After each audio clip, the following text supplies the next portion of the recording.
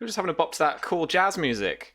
Hello, everyone, and welcome to an extra special after the fire, which is our unofficial official chat show about the show After the Fire. I am joined by two of the fam, who I am very pleased to be with me today, and they are going to be asking me questions about the last three seasons of this show because I think I've appeared maybe on After the Fire like once or twice and kept pretty quiet like at that point. But yeah, I'm very excited to have our very own Terrace Targaryen and Pope World Build. I live for those tweets every week, man. Thank you so much for those, Matt. It's wonderful. Terry's doesn't happen if you guys don't tell a fantastic story. So thank you for putting it all on and giving me a reason to be a terrible, if at normal, running around. I love him. I think he's part of it. I think he's just there in the Red Keep doing his thing. Summerhall, isn't it, right?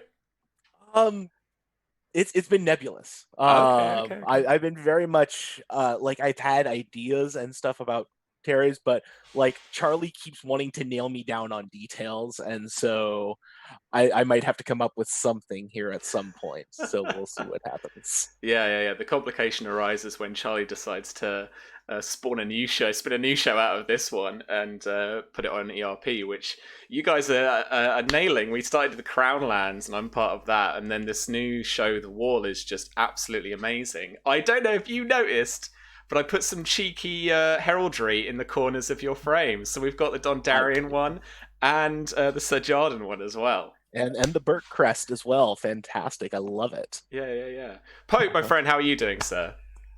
Doing quite well. I hope you all have juiced your fruits. You have your tinfoil ready. Because we're doing some digging. And we're going to find...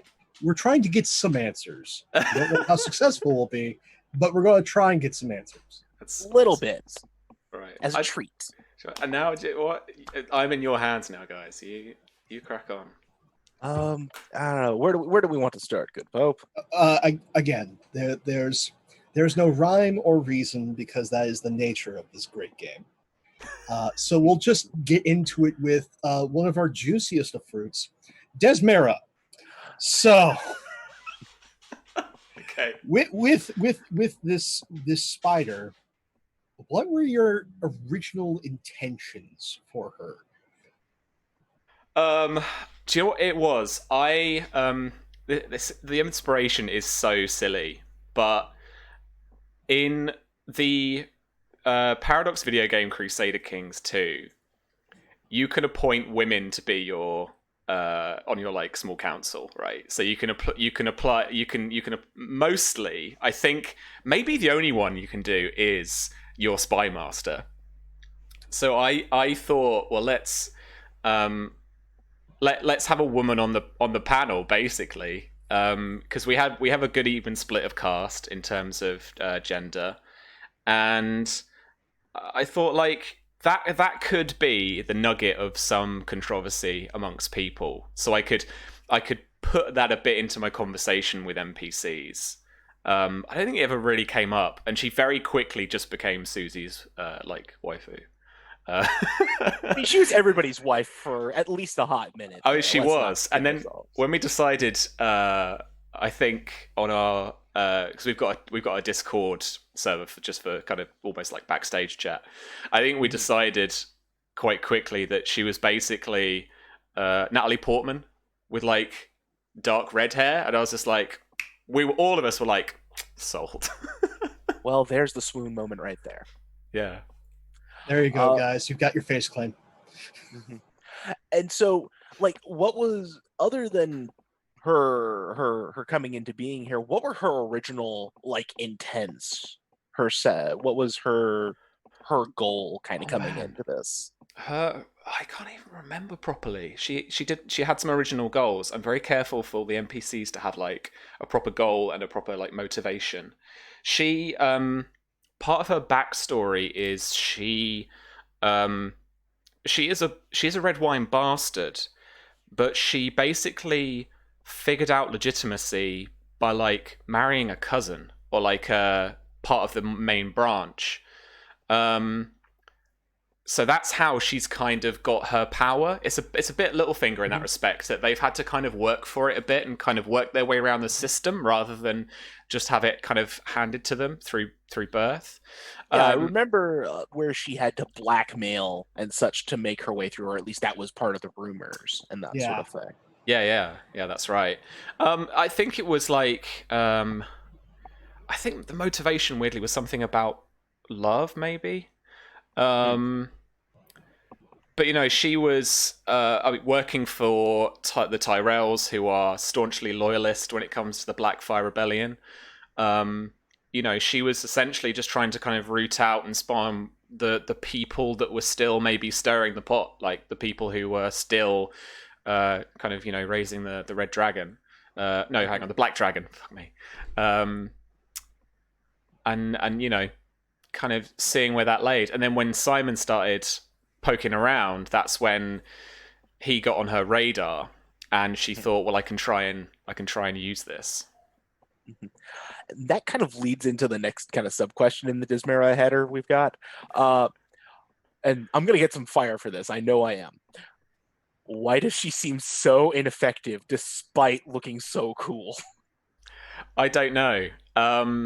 So I forgot, and I had well, if you'd followed, if you'd spotted the prep streams, the house actions I did the final time, part of the Juicy Fruits, I've stupidly forgotten. I didn't manage to get into the show at the end, but I've told the gang. Is we rolled for her trying to get spies into what was it, Ellery's court, right? Right. But she failed, so they discovered the spies. That part did happen. And so part of the time jump that we're doing, and what I've said to the folks, I should have ended the season on the Lord Ellery kind of rocking it up to Highgarden and brandishing this head and being like, what the fuck is this? Because essentially she's getting fired. Like, that a spy master who, or a Lord of Whispers that doesn't get you into places really isn't a Lord of Whispers at all, so she's for it. That brings up an interesting question, because at least within the history that we've seen, spy masters have a very particular form of firing. Usually their head is on a block. So is she going to be someone who fades into the background, or is she someone who is going to possibly open next season I'm not with the headsman? Yeah. I'm not planning to send her to that fate, or for her to fade into the background. Actually, I've got some different ideas for her. She's still got some plays to make, basically. She does, yeah. Okay, interesting to see what happens there. Well, that leads me to actually jump a bit, because there's a number of things that from this failed spy master, the web just expands. We mentioned Simon, my personal troublesome fave. Will we see more of him? Will we see more of Old Town, and what's the almost the forgotten son of Greenmont is up to? Yeah, we absolutely will. Jason has decided, I think brilliantly, to bring him back for the next season. So that was an absolute stunner. It was funny because we had actually had a question. Hey, is Simon going to come back at some point? And then, lo and behold, we hear, Simon! What? Yeah. And the little fade of the overlay as well. Did a little cheeky. I always love putting those like funny things in, like your heraldry and stuff. Just putting little things in to see if people notice. No, I love those touches. They are noticed and appreciated.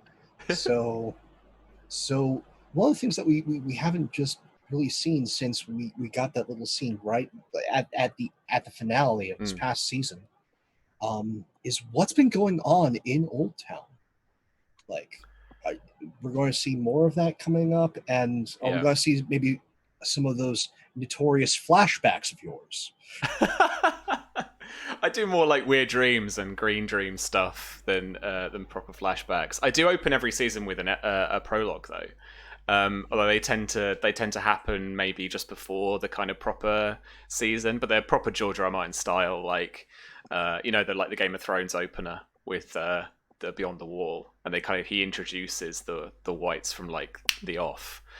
Yeah, we're gonna see more of that. I haven't properly plotted it out yet, but I've got some broad ideas about what could be happening at Old Town. I know what I kind of want to explore, almost like thematically with it. But you know, in true creative style, I don't really know right now. I'm gonna write some broad strokes and stuff, and then really, the writing of the game kind of takes place like literally week on week, and so it's going to be up to the guys to explore it, and for me to then like respond to that. So you know, depends where they dig, and it depends how much they dig, I suppose. Now, one of the things that may actually be very much kind of like a highlighted theme this season has been magic. Yeah. I mean, we touched with Simon, like, towards the end of the scene, going after that Valyrian steel link. Yeah. We've also seen blood magic. Mm-hmm. We've seen faceless men. Yeah. Is more magic in store, and what are the ramifications of that for this story, for these amazing characters? So the magic really, I think, has been a kind of collaboration quite organically between me and Charlie. I've always liked to play off the kind of Green Dream style thing, and that's where I found a convention or like a trope that I really enjoyed playing with, because it also leaves your players kind of confused about what is going on, about cold opening a scene and then weird stuff starts happening, or just playing a scene normally and then them waking up and they're like, shit. Obviously, if you've like taken a benefit for it, you might in the meta know that might start happening. But I think when my wife was playing with us, like not with this group, but with a home group I was running a few years ago, I don't think she even took the benefit. I just started doing it. And it was really fun because she would play a scene fully, and then I would kind of be describing things, and then I would tell her she had claws or talons or something, because I like the heraldry was an otter, so I'd be like, suddenly she's an otter like in a river in the Riverlands, and she's like, what? So it was really cool to like play on, and Charlie's taken the magic and really run with it in both Crownlands, and I think in the Wall as well, from what we've seen. Or I think she hopes to. So, like, that's a big theme for her that I'm more than happy to proceed down. It's like, and also I think you can kind of offer stuff up to players in character too. So I kind of offered it up to her as Grammy Crane, and then yeah, she took it and she led with it, and she was like, I want to go down this route. I want to take these benefits and stuff. And I was like, cool, I can absolutely play off that. So it was for sure kind of both of us like collaborating like in a proper tabletop way, I suppose. You do when you're telling story together. Yeah. And speaking of telling story together, actually, that brings me to another point. So you have opened this up, and you and Charlie have been working together to tell the story of Westeros as a whole now, with After the Fire, the Crownlands, and the Wall. Will we see these locales or maybe other houses respond to the Reach being embroiled in this controversy? Like these tie-ins coming back and forth? I know that I've got at least a couple tie-ins set up on my end to work with. So right, yeah. It's interesting. I think it really kind of comes down to timing, and I've been quite explicit with the guys, I think as well on stream, that what I'm trying to run is very timey-wimey. Like, I'm not gonna be like, it's taking you 4 days to travel here and this, that, and the other. It takes effort to travel across the Red Mountains, so that might feel delayed, but really, you know, like George writes to please the narrative. So if someone doesn't want to, it's not to say that I'm arbitrary about it, but if he doesn't want someone to arrive on time, he doesn't write that. And so obviously with us playing a tabletop game, it comes down to the roles. So quite a few times, say if we were Salastraya trying to get across and navigate the Red Mountains, as Marzia's like green-sighting or warging into her. Failing those roles have a ramification for when she can arrive. I eventually wanted to get Charlie in because she hadn't been on for a few weeks. So I was just like, you can be Salistria, don't tell anybody. And so she came in and played that, which was really fun. But yeah, I forgot the question now. I'm just going off on Salistria. I was saying tie-ins Right, to the other stories and how they might tie back into After the Fire. Yeah. Well, look, we're taking a 5-year leap from where we left off in season 3 to where we're going to end up. It leaves Miria being 18. The other characters age up as well a bit, but that is the most traumatic. It gives Simon some time to kind of do what he's going to do in the Citadel, and it allows us to establish or slightly reframe the characters, which is a very cool idea because it's not often that you get to just kind of, you know, rejig your characters, both either in terms of theme or in terms of some of their stats. Like if they've fallen behind somewhere and actually they've got better skills than somewhere else, we are slightly allowing people to kind of respec a little bit, depending on what they have and haven't used in the game. And also Miria getting some bumped up XP for actually aging up to make sure that it's in line with the actual kind of character creation stuff. Because as the older you create your character, you guys will know, the more XP you get, but the less or the fewer destiny points you get. So I think ultimately a tie-in really depends on how Charlie plans to continue the Crownlands and the Wall. I know with Crownlands, she pulled it back in time a little bit so that After the Fire was always a bit ahead. But really, it's up to her too. And I'm not precious. I'm not kind of, you know, asking her for all the notes and approving anything. She's doing her thing on Crownlands. I mean, especially because I'm a player. How am I going to do that? Like, how am I going to act surprised if, you know what she's doing is approved by me? Like, I'm not going to do that. So yeah, I think it's just up to the two of us how we work that out. I don't know yet. Now, we come to an interesting thing in that there is this time jump. So a lot of things that we become accustomed to with this like slow burn with some of the things that just caught fire in this season. As for instance, I need to do this right for myself and the audience. Costain!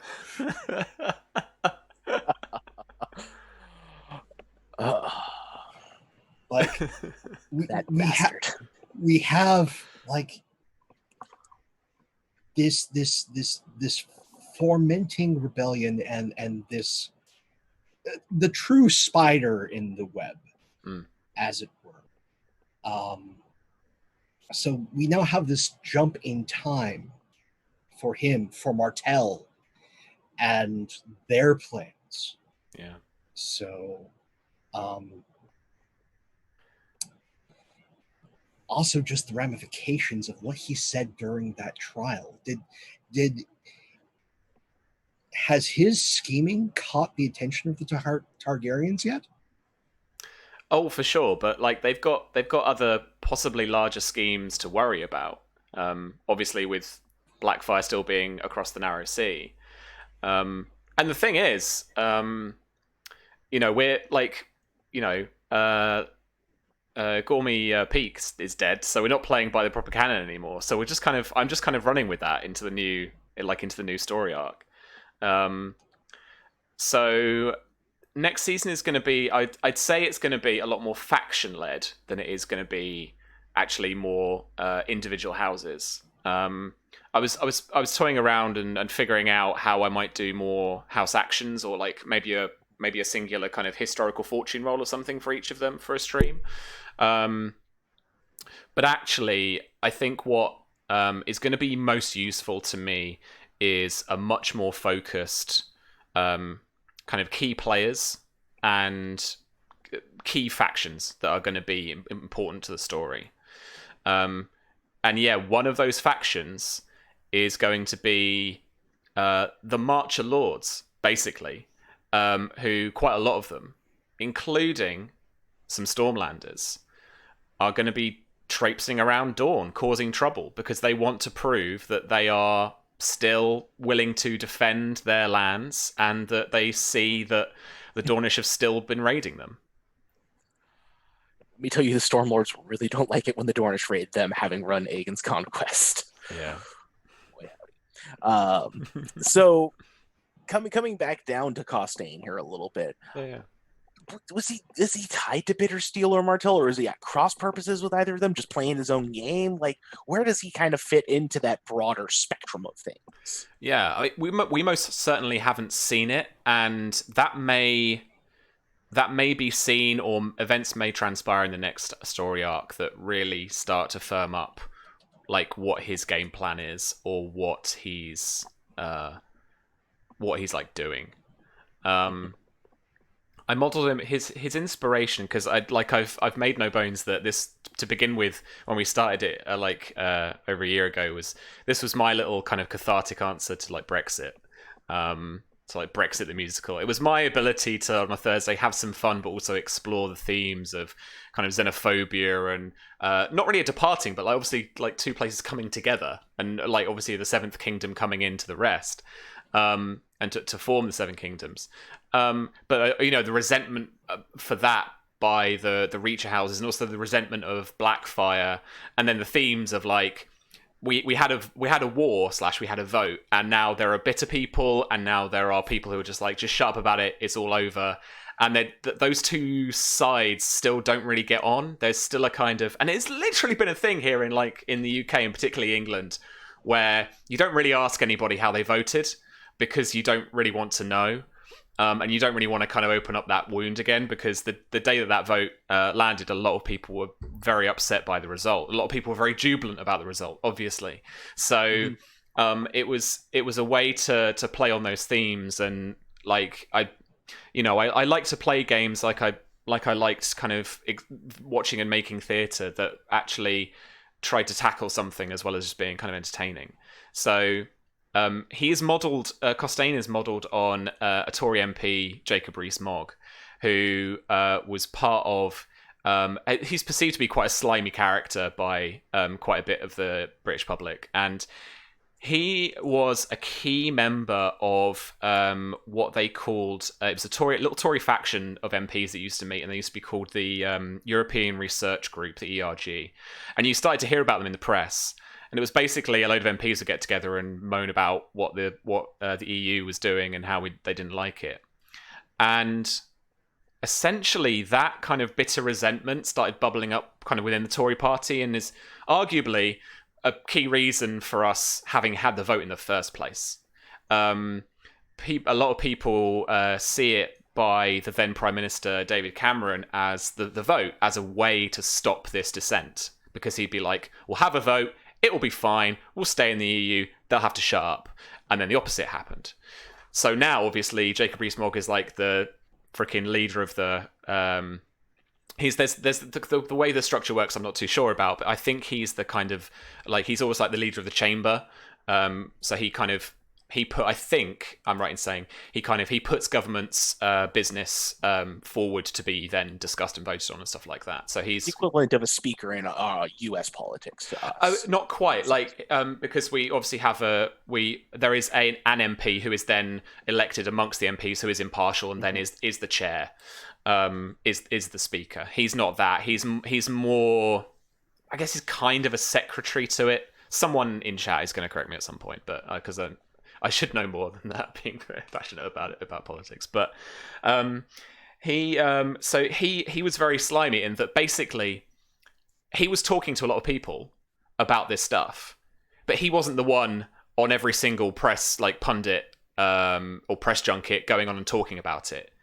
And then it slowly became relevant that actually he was the one that was he was the linchpin talking to everybody. So then the media started getting onto his case. And that is what I wanted Costain to be, and that is what he's kind of turned into, is that he was the one who kind of goes up to people and says, "Oh, isn't it terrible that this has happened?" And he drops it in and then leaves it away, and then he comes back and he says, "Oh, actually, I'm meeting with some like-minded friends. Let's come and have dinner with us and we'll talk about this problem. And so he gets people around and he gets these groups kind of insidiously infected with these kind of ideas and incites them against this. And that's essentially what he's done. He has incited rebellion for the March of Lords to go against Dawn. But what I wanted to throw in there as well, for the kind of technicalities, is he's done it legally. It's obviously completely not canon, and it's our own fiction. But what I did with the Reach, because they were the birthplace of chivalry in Westeros, apparently. So this is a very kind of ancient, like knightly order. It's older than the Andals coming over and stuff in terms of George's fiction. So I wanted there to be a bit more. There's very little I know about medieval politics and how actually it wasn't just kings and queens saying stuff and it happening. Like barons and nobles and stuff could vote on stuff. They could basically make the king absolutely what's the word? It's not incompetent, but like impotent, because they could just like say, no, we're not going to do any of that. No, I don't like it. We don't like any of that, so we're not going to vote that through.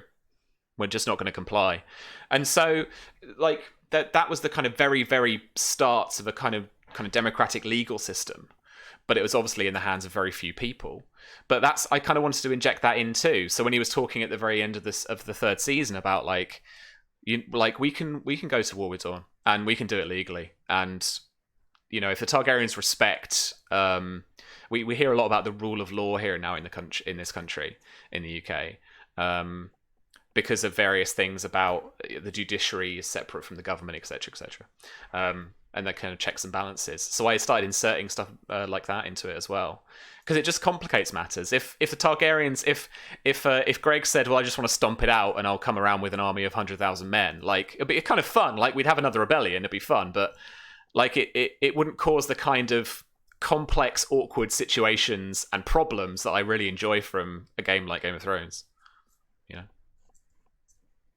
It's very interesting because it's definitely changes the dynamic of things.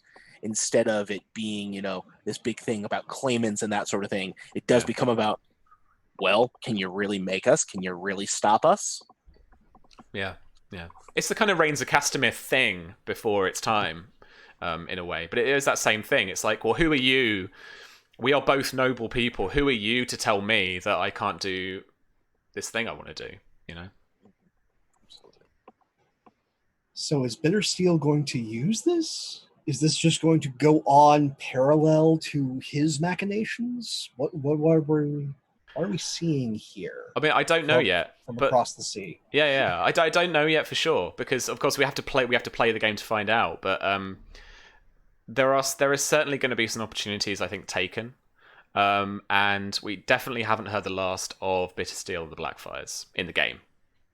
I mean, we know canonically there are several other quote-unquote rebellions.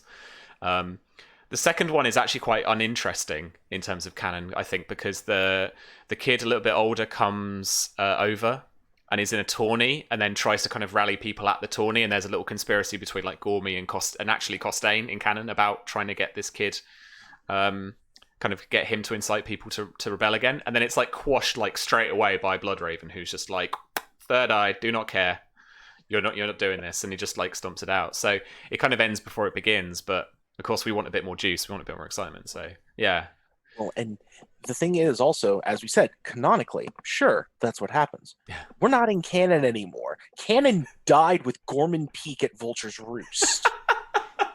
So right. So since we're outside of that, how does that change what Aegor Rivers does, what his options are, who he can trust with regards to support at this point?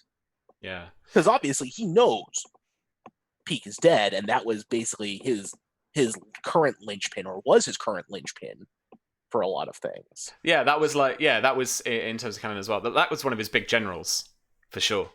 Oliver as well was a very influential person on that flank in that battle. Was the Black Lance, for God's sake. And now they're both dead. He's dead too.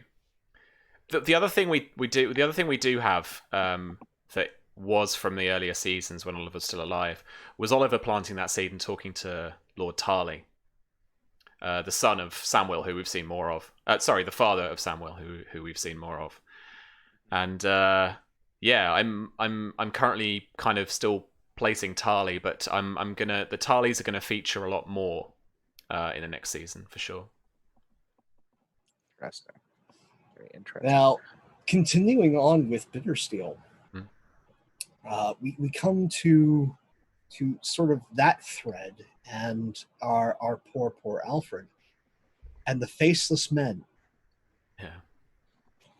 So, I know I'm curious. I'm certain others are curious.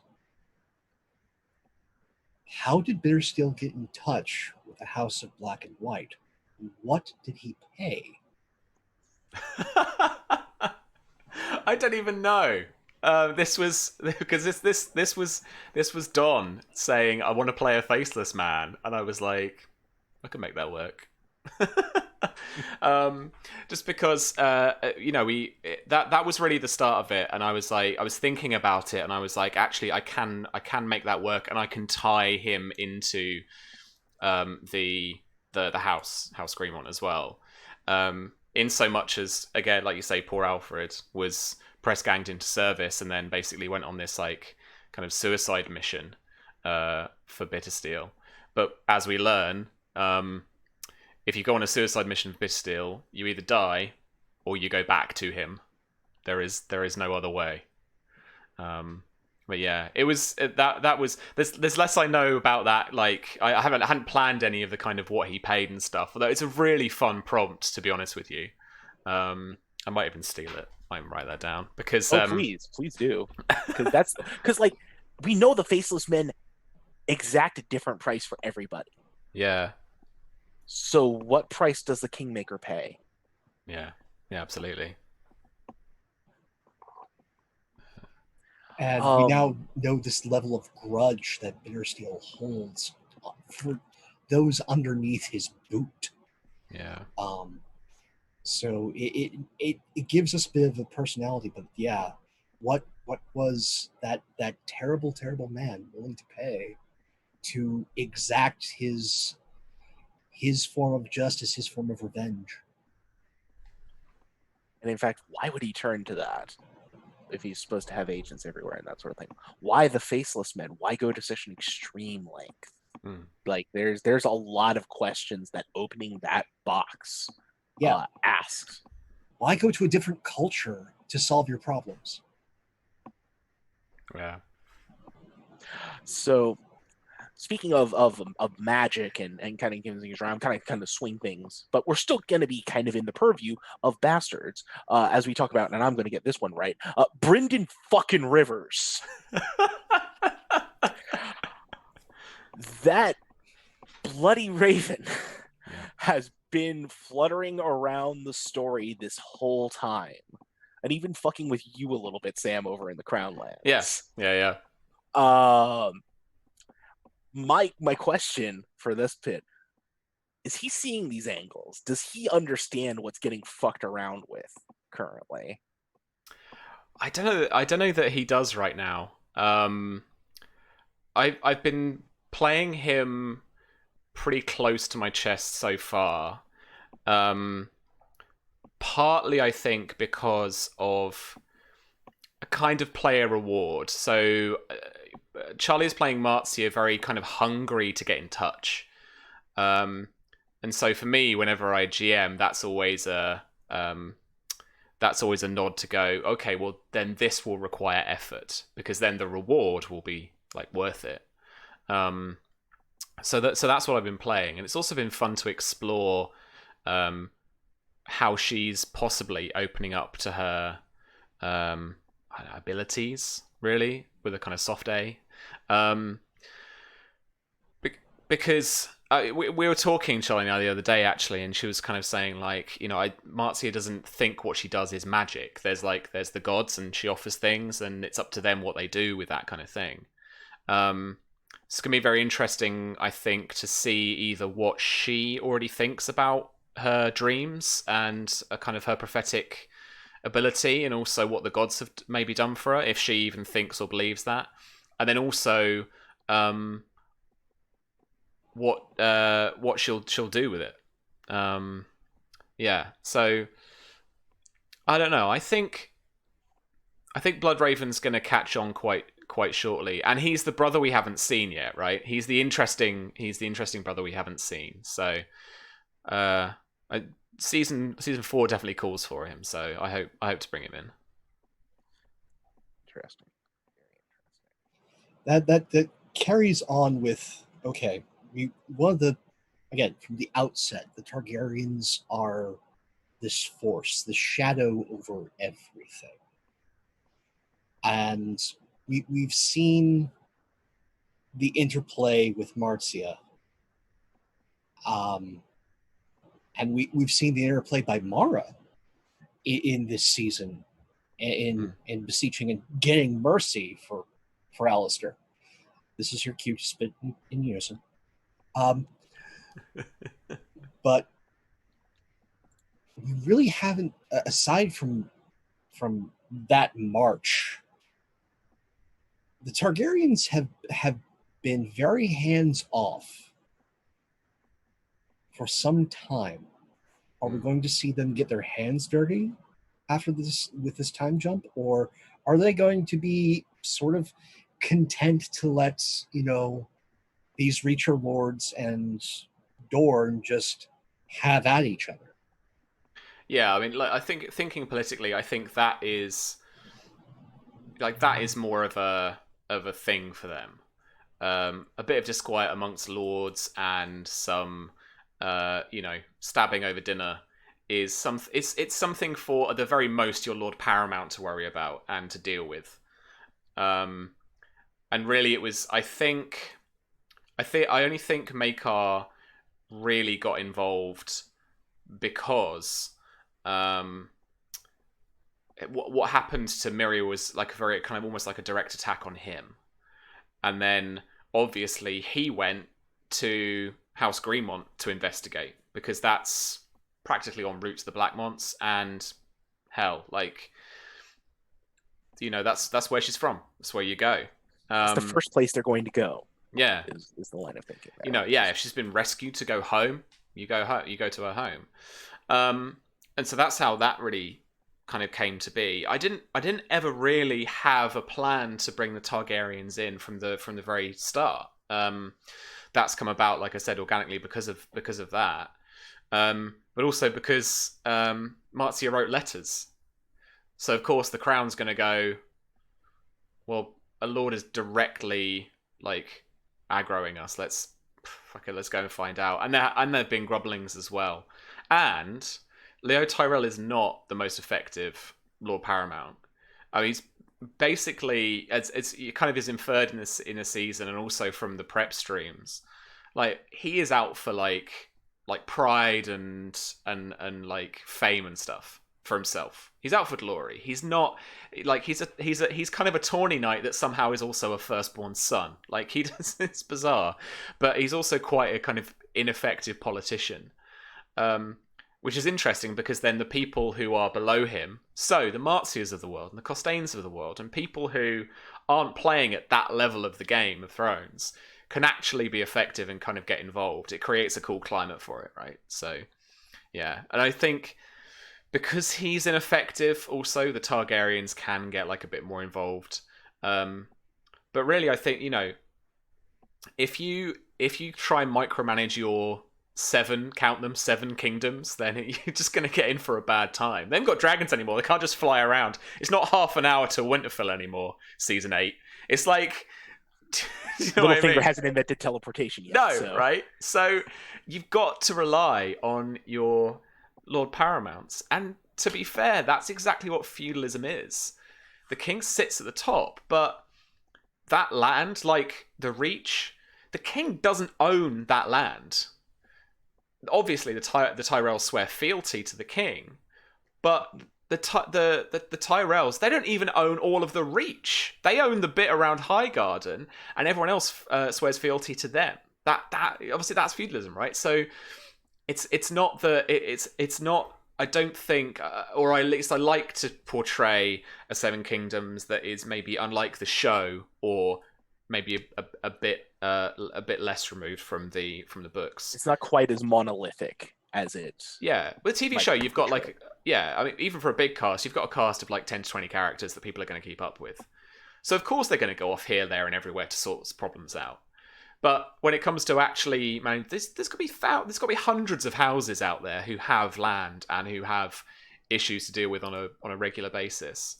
And actually, the tone of George's writing that I really enjoy is like the Sworn Sword and stuff with the Duncan Egg stories, where it's like he's got to train up 5 guys with like plow tools to be spearmen.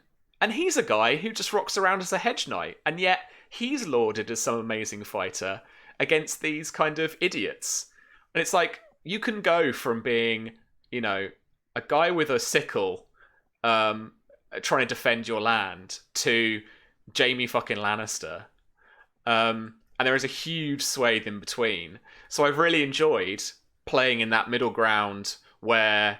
I know there is no middle ground in the Game of Thrones, but where you like, you know, you've got people who, like, they have a bit and they have a bit of authority compared to the people that like are their serfs. They've got a fuck ton. They've basically got like divine authority because it's been passed to them by the king through the Lord Paramount to them, and yet, you know, the Greenmonts. Like, because of the kind of family lineage and stuff. And it's like, no, this is Greenmont land.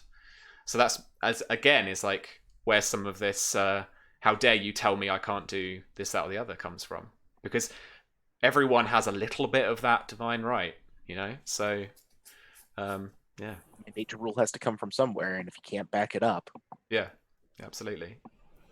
That actually, you touched on something earlier that has been a through and throughout the seasons. The power of correspondence. And the power of it getting there as well. Yeah. Like, timing's been a huge thing, but also just we've seen how correspondence has shaped this story. And now we have Marcia having a teacher in Enzo. So can we expect more of vigorous letter writing campaigns? And if Charlie gets her way, absolutely. I imagine now Marcia as that lady who writes a letter campaign about everything that just like ticks her off. Yeah. But we have seen news born on black wings just take hold of, like, just the letters that reach Highgarden have featured so prominently in this story. Do you know what? My favourite of those, actually, and it's a subtle one, has been the letter that Lana sent. Was it Mara or Simon?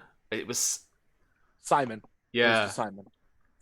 It's the letter she sends to Simon that gets intercepted. Which I believe it was Desmera, right? Like, she was like, here's your letter.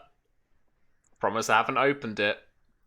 Totally lying. And that kind of power play, right? Because that started something.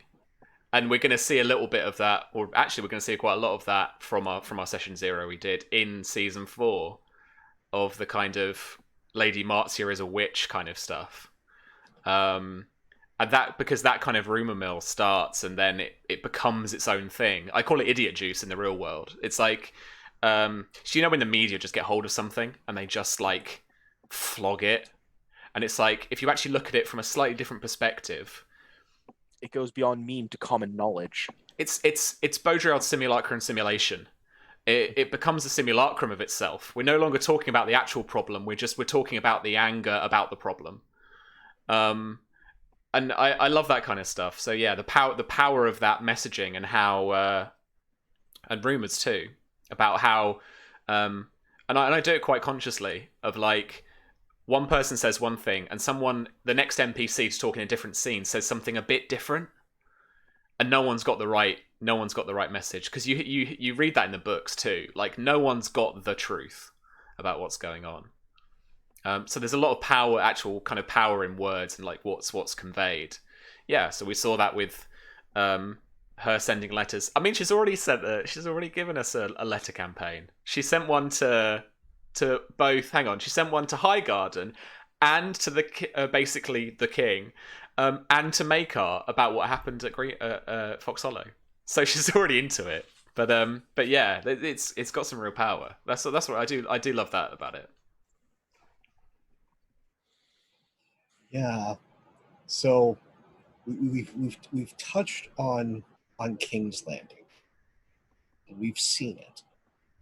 And we've also seen Old Town, Highgarden.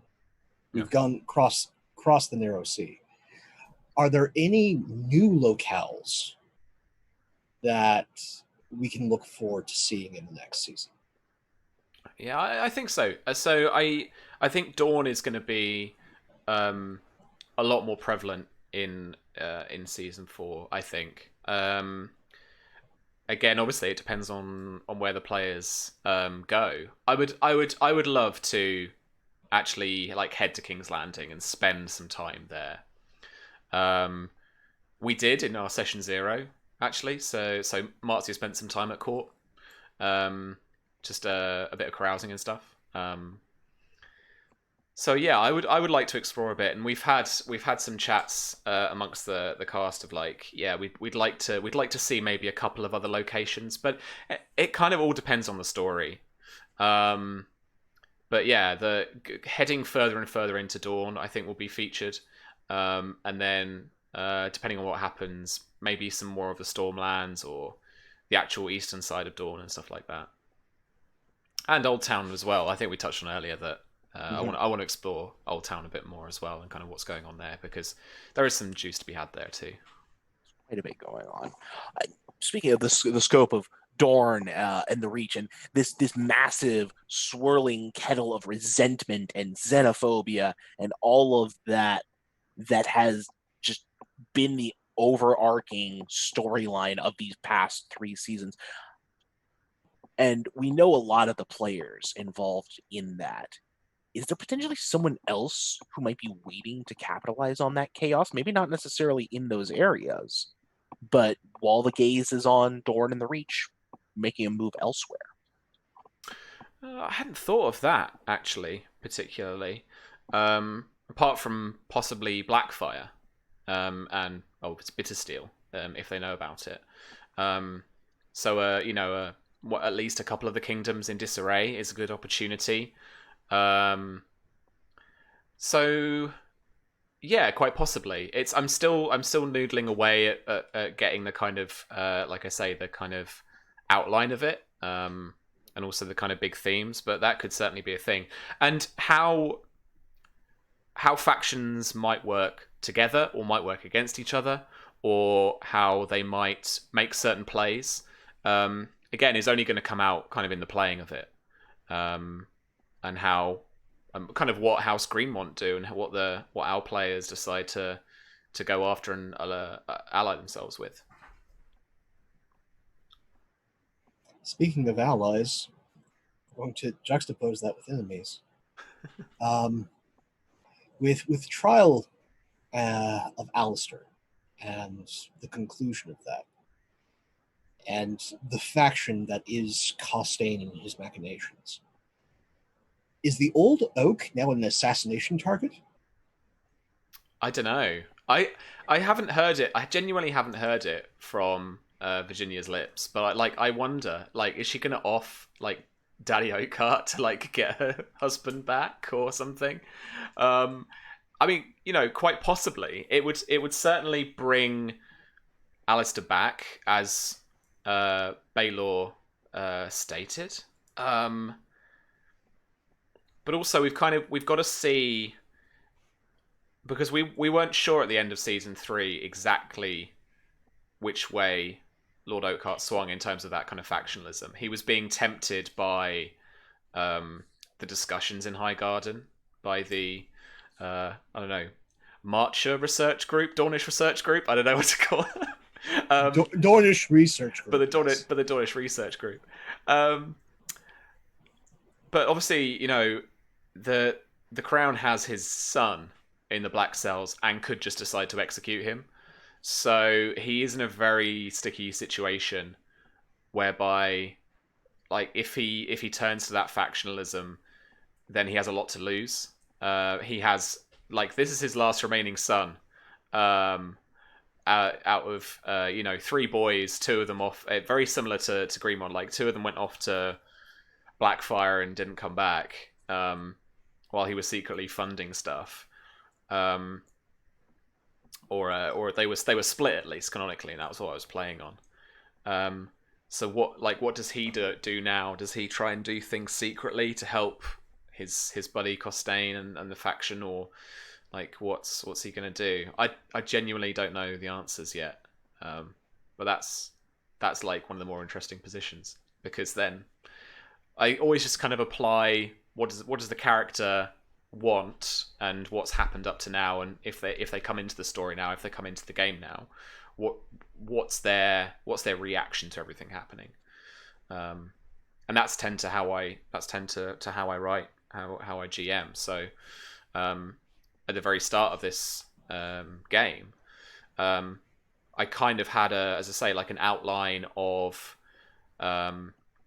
what this political plot with Costain. I was like, I was like, what would happen if the characters didn't get involved? So this would happen, this would happen, and this would happen, and then ultimately this would happen. And then in session 0, they decided that it was all about them, so they kind of screwed with themselves and really messed with themselves and stuff.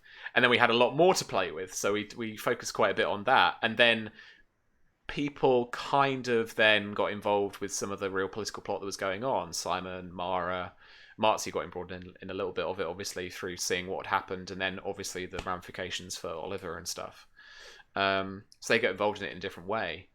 But yeah, this season is going to be a little bit more improvised. I'm going to rely a bit more on what the players do to really figure out how the NPCs respond.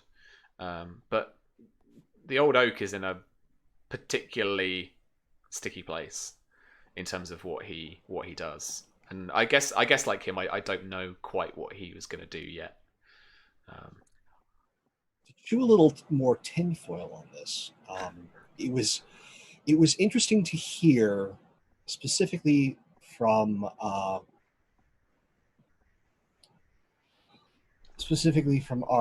youngest Greenmont that Alistair should be dead.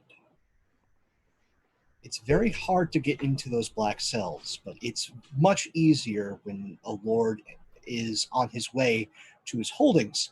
So should the Old Oak perish for reasons, and Alistair return early, how does that sort of stir the pot in the Reach? Yeah, absolutely. I think as well, I'm really interested to see and to play with Virginia with how she reacts to, or how she might react to Alistair coming out. In 5 years, obviously he's due to leave the Black Cells, but if anything happens to the Old Oak before that, then he's freed. But also, what I'm really wondering in terms of that is, what kind of a man do we have when Alistair leaves the Black Cells after 5 or more years? I mean, yeah, because the Alistair that went into the Black Cells, very much, we just had this down here. Why 4, Alistair? Why 4?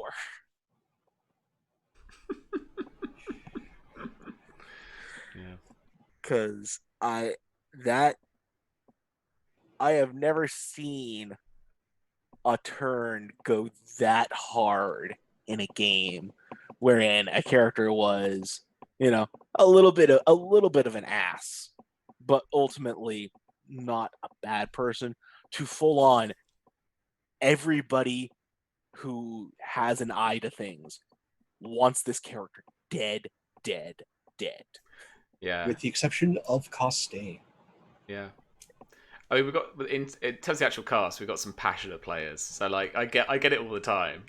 But like, Pope, man, let's I guess put the tinfoil on, but come up really come out with it and declassify some files that it absolutely was Costain.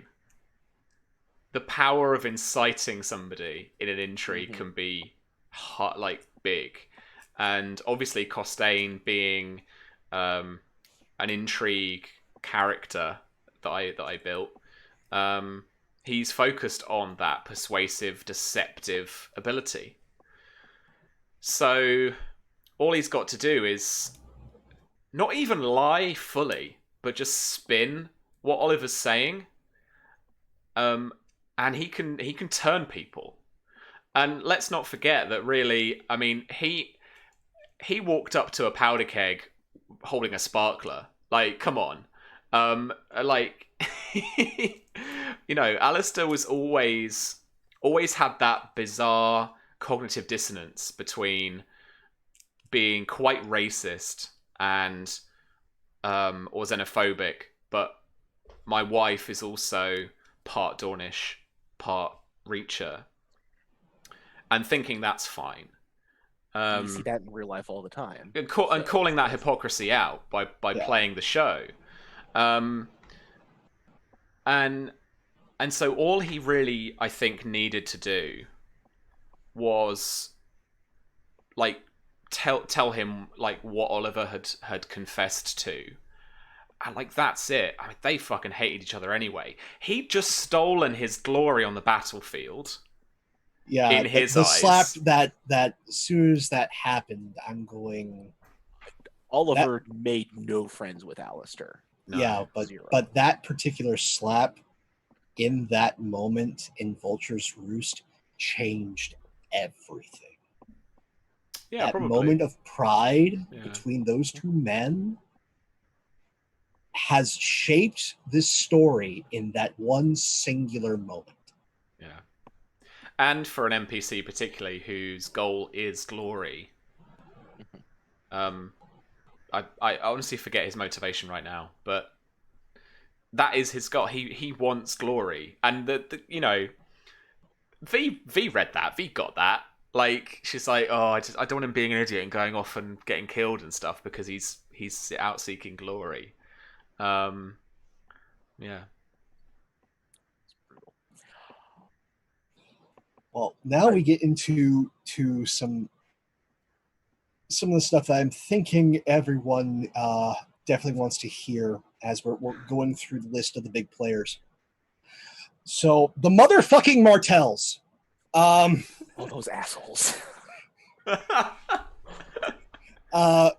So again, with what just has happened, this recent history, the firing on Ironwood, you'd have to think there has to be some sort of response by the other houses in Dorne. How are they going to respond? How are the Targaryens going to respond? How are your little Reacher group? How are they going to capitalize on Martell aggression? Yeah, the Martells are so crazy that they shot on their own people. How do you play that? Yeah, for sure. That is really interesting too, and playing through and discovering some individual takes on that in terms of different houses is going to be very interesting. What I also like to do is root that kind of opinion in some of the history of a house, some of the kind of lineage and that maybe the grudges that have been held. The Ironwoods style themselves the kind of kings of Dorne really early on, before they were taken over by Nymeria. So, anyone I would guess who was kind of part of that was maybe even swed fealty to the Ironwoods at some point in history. They're gonna see that like very negatively, like more so than anyone else. I think it was like it's a freaking, if you ever played that, there was a Star Wars strategy game. It was retitled. I only knew it was Supremacy. It was retitled Rebellion, I think. And when you got the Death Star and you blew up a system, like everyone started to hate you. Not like hate you, but you took a popularity or a loyalty hit on every single system that you owned. Because everyone was just like, they just blew up a fucking planet. And you obviously don't see that in the canon of Star Wars, but like they must have, like, planets must have been shitting bricks and been like, actually, maybe these rebels have a point.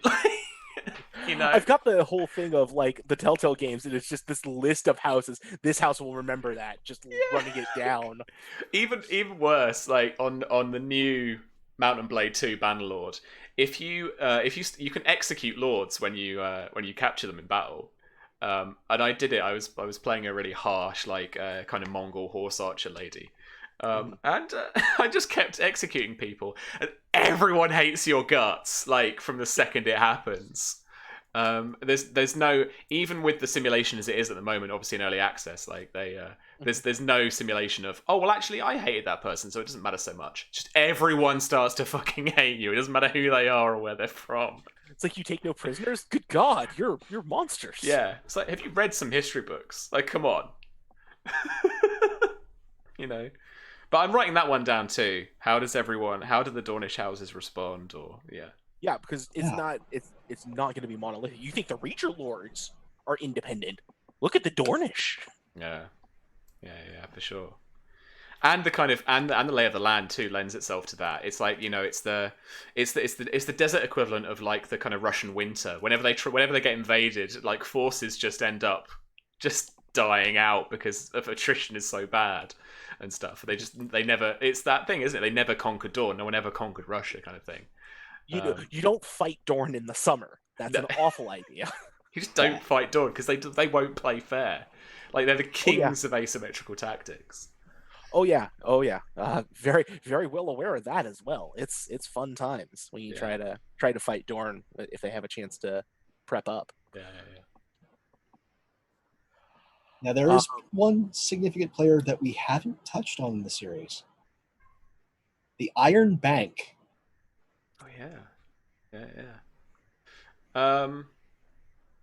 That's interesting actually. I had just haven't thought of them. I don't think they've really come up in terms of the story. I'm literally just writing ideas down now. But this is what we do. This isn't a question and answer. This is a plotting session. What's this? You fell into our clever trap. Haha, collaborators. Yeah. But they certainly could. I don't think we're seeing like funding levels like in what was it? 298 or 300 AC or anything. Mm-hmm. But they could certainly play a part in some of the monetary aspects of things. I mean, we've touched on kind of finances and resources stuff when Simon was digging around in Highgarden's kind of record library. So that is also something I want to elaborate on and maybe explore some more, is more of that kind of almost, or like maybe like financial conspiracy, or maybe like I don't know, there's like a Maester's conspiracy, I guess, or something like. Well, Maester's absolutely conspiracy. Yeah, right. Right. There is no conspiracy in the Citadel. Leave the parties alone. Yeah. But yeah, no, there's the Iron Bank. I hadn't even thought about that, just because it's so far. Yeah. That's so far outside of the scope of what I've seen coming from the game so far. That's like, I mean, it's almost like asking the ant, "What do you think of the pawn beside you?" You can't even. Yeah. You can't even fathom that. Yeah, but I'm just in seeing that you have these great houses on the move, as well as the minor houses. Someone's gonna need money. Oh yeah, for sure. A lot of people gonna need money. A lot. And my mind's just going, okay, who reaches out first? Who makes that play? And do they get the aid, or are they rejected because the Iron Bank sees a better suitor? Like, true. Because their eyes most definitely, after that rebellion, are staring at Westeros. Who's the better investment? Who's going to make them money? Yeah. sure. So, to borrow from my companion here, what are some things that ended up on your cutting room floor, Sam? What some things ended up on my cutting room floor? Oh god, I don't know. Oh man. Right, I'll tell you what. I'm literally gonna go into some drafts and find out. What tends to happen is I tend to be really panicked about having not prepped, and then having outlined about like 10 scenes, and then realizing that a scene lasts 45 minutes and we've got 3 hours. So I tend to like then have to like shunt stuff along to the next like show or when that person's on next, in order to get it all in. I honestly can't think of any off the top of my head. Um, it's such a good question, though. Where is my Game of Thrones thing? Let me maybe throw somewhat of a prompt / follow up in there. Yeah. What would have been the initial story arc for Alfred if he hadn't gone to Tyrosh, if he hadn't had that terrible swing in? Oh man, I don't even know. I think returning back from the Blackmonts, I obviously don't think that was a winnable battle. Mm-hmm. What's happening with my video encoding? Oh, it's okay. It got a bit panicked there for a second. As Charlie says in chat, the shirt burning arc. I mean, he could have actually been sent off really kind of anywhere. I mean, maybe he would have actually tried to go after. We have a bit of a Brienne arc where he's trying to find or go after Miria, or we could have had him. Oliver's place on that then, essentially, because that turned into Oliver's arc. Yeah, I guess so. Or would we have had buddy cop Alfred and Oliver? That would have been so sweet as well. Oh, that would have been fun. Yeah, for sure. And then I guess I think this guy's he could have gone to like Highgarden to find out kind of what was going on. Maybe even with Mara or something. Oh wow, Susie asked in chat, what about if Miria had agreed to be a spy for Aegor Rivers? Yeah, that would have been pretty crazy. I mean, then in a similar way, we would have seen the buddy cop Daemon and Miria show, where I know, a different angle. Yeah, or maybe she works Summerhall, while Daemon kind of finds somewhere to bed in again. That would have been really cool. And then it would have been working out.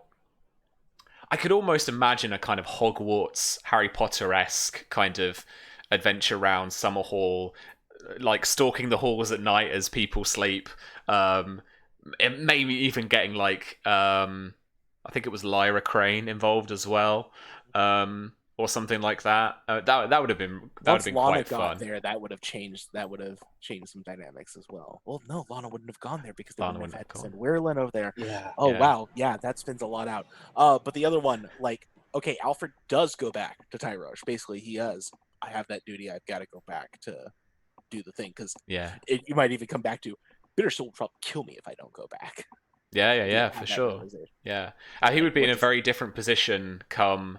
I mean, maybe we would have even see a kind of premature kind of force arrive from Blackfyre in season 3. That would have been interesting too, and kind of how they make headway. I'm reminded, and the reason I'm thinking about it is the characters who aren't in the TV show that are introduced late on, like John Connington and stuff in the books, where they have where they have someone who might be a legitimate son, who might be a Blackfyre, that we genuinely don't know in canon yet, but they have a young lord. False Aegon is basically the closest way to put him. Yeah, right. Spoilers, folks. Yeah. Spoilers for the show and the other show and the books. But yeah, like, because they make some headway in the Stormlands, but it's basically a beachhead. And then what? And then what do you do? those are the kind of because they things were I'm planning toying on with. You know? the Martells to like back them up and that sort of Yeah. thing. So Yeah. I guess that's the thing is like, okay, Bittersteel decides to land. That's all well and good. He can establish a beachhead somewhere. Where does he establish that beachhead? Who is he counting on to pick himself back up? And where does that go from there? That's what I get into, is that nitty gritty, the logistics of how do you navigate the alliances? How do you get people to maneuver around the board? Yeah, absolutely. Wow. I'm now searching my drafts for stuff. I don't know. The early episodes were quite extensively written. Like I would sit down, and my commute on the tube every morning for a good kind of hour each day would be like always like speed writing, or like just writing the starts of scenes. I find when I have a strong opener, I can then get into it.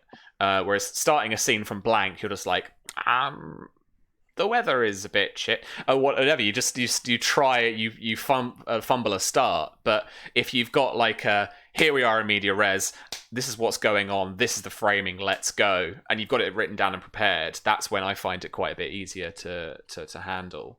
Let me try and kill some stuff in my programs because this is going a bit. So, has there been any moments within the series that blindsided you? And what are those highlights? I mean, there's GIF evidence of the 5/6s where Alfred died the first time. That was a big shocker for me, just because that was actually a surprise in the role, right? That's what TTRPG is all about. But there's been very few that shock me, because I tend to know where I'm trying to take things. And I'm secretly a little disappointed when stuff like Gormy dies or stuff, you know. And the whole thing is that you all agree that you will abide by all of this, and it's not just this one person directs this story. It's that we tell it together, and we almost all have the same author's authority with what we do with our characters. So there's very little, I think, that has really surprised me. But I've also been very nervous of moments that I know will be possibly difficult to play, and also big dramatic moments. I obviously was quite concerned, but very excited about the kind of juicy fruits of when Blackmont actually rescued Miria, and we had that torture scene. Because obviously I basically just wrote that out. That character was in a position where she kind of could do very little, and she had very little agency in that moment. And Susie and I talked about that afterwards, about how I was really worried that you'd feel like I was just like shoving you in a direction, or this, that, and the other. And what that was this was an exciting moment, and it was also an opener to adventure almost.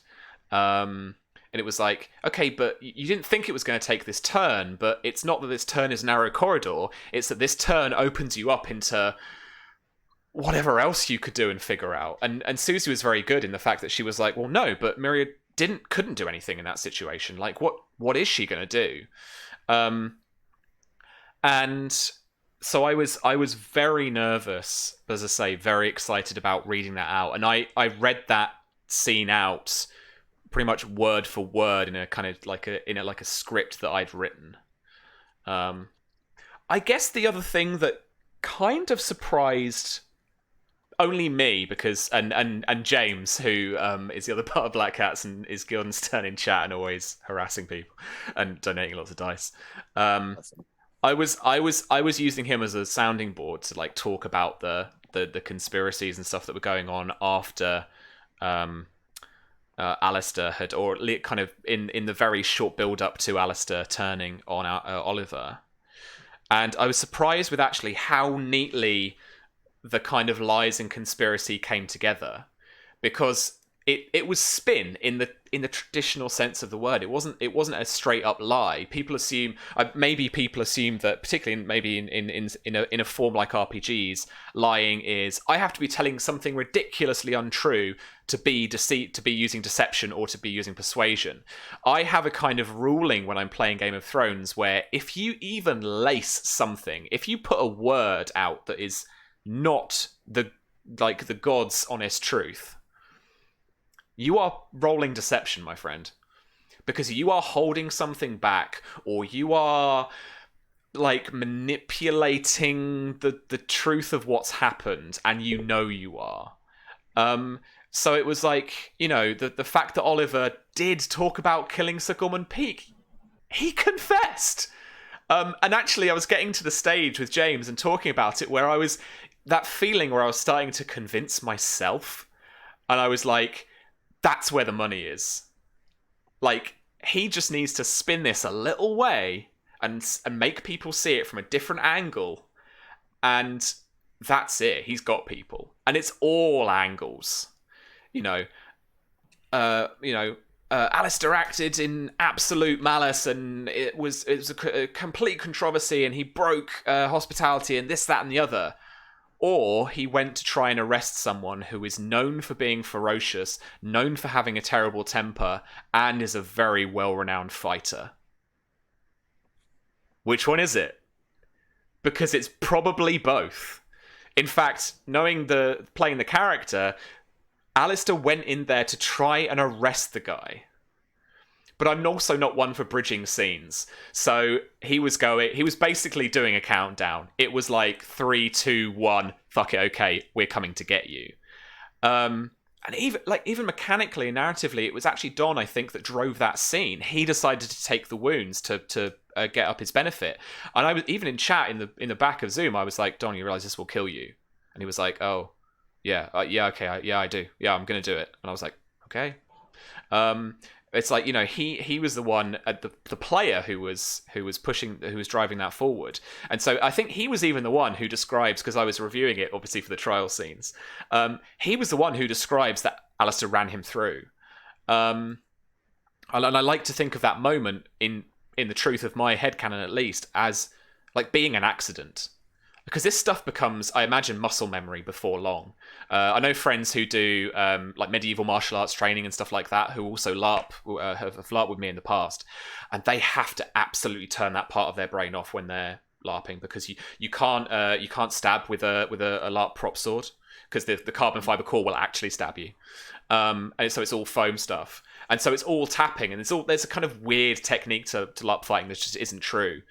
And yeah, my friends of mine have to literally no, oh god, Renault, I was gonna do a maneuver there, because you kind of, as you're training, you train yourself to like react muscle memory, and it's very similar for like Krav Maga and stuff. Who James and I have done a bit of research. We know a guy who's an instructor. So I like to think of that moment as an accident. Alistair was acting not even consciously, on impulse, that's the moment you push the sword, and he pushed it and he ran the guy through. And even from then on, he's basically kind of on the run from his conscience, probably. I'm thinking of that as that's a brand new thought right now, but maybe because he was so kind of muted and down and kind of within himself after that. I think he felt like he was beating himself up enough, and he didn't want other people beating him up. Yeah, and I think he wanted to be chivalrous. He wanted to be the hero. He wanted that glory. But it's never that. It's never as simple as that. Cool motive, still murder. Yeah, pretty much. Fair. More so with just my view. Cool motive, he still broke hospitality. Yeah, that's really what it comes back to in the end of things is you goofed. You broke one of the basic rights. And you broke the big one. You broke the one that even both the old and the new gods go, you shouldn't have done that. Yeah, and the fact that he only got off with 5 years in the Black Cells is, at least to me, that's a slap on the wrist. Yeah. in this case. Not he should be even on a the wall. slap. He He should be. He should. He absolutely should. Speaking of people on the wall,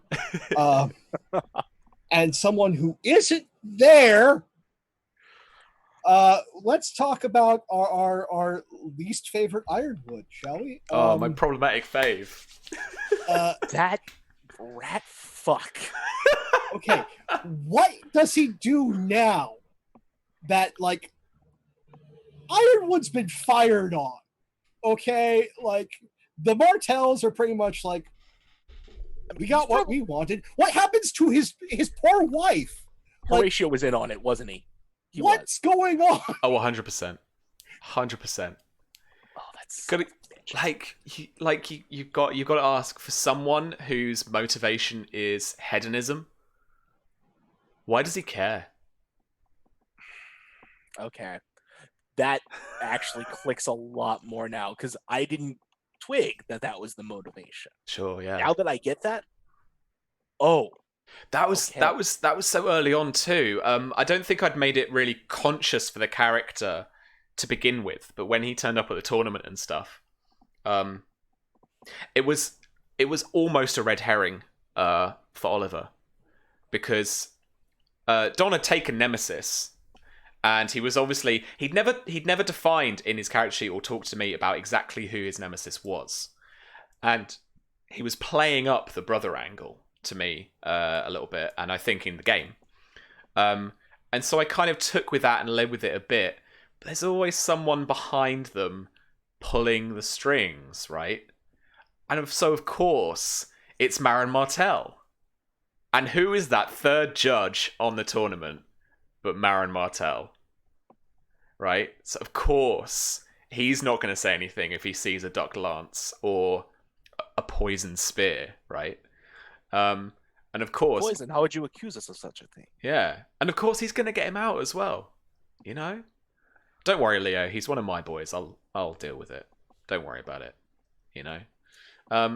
But I've also very early on, as I say, I didn't consciously kind of click hedonism in as the part of the character properly, but from the very beginning I wanted to, and I tend to always want to play like big bads or bad guys, not in the typical cat stroking evil genius kind of way, unless that it's the trope that's called for. But so Horatio is just like almost sickeningly enjoying life.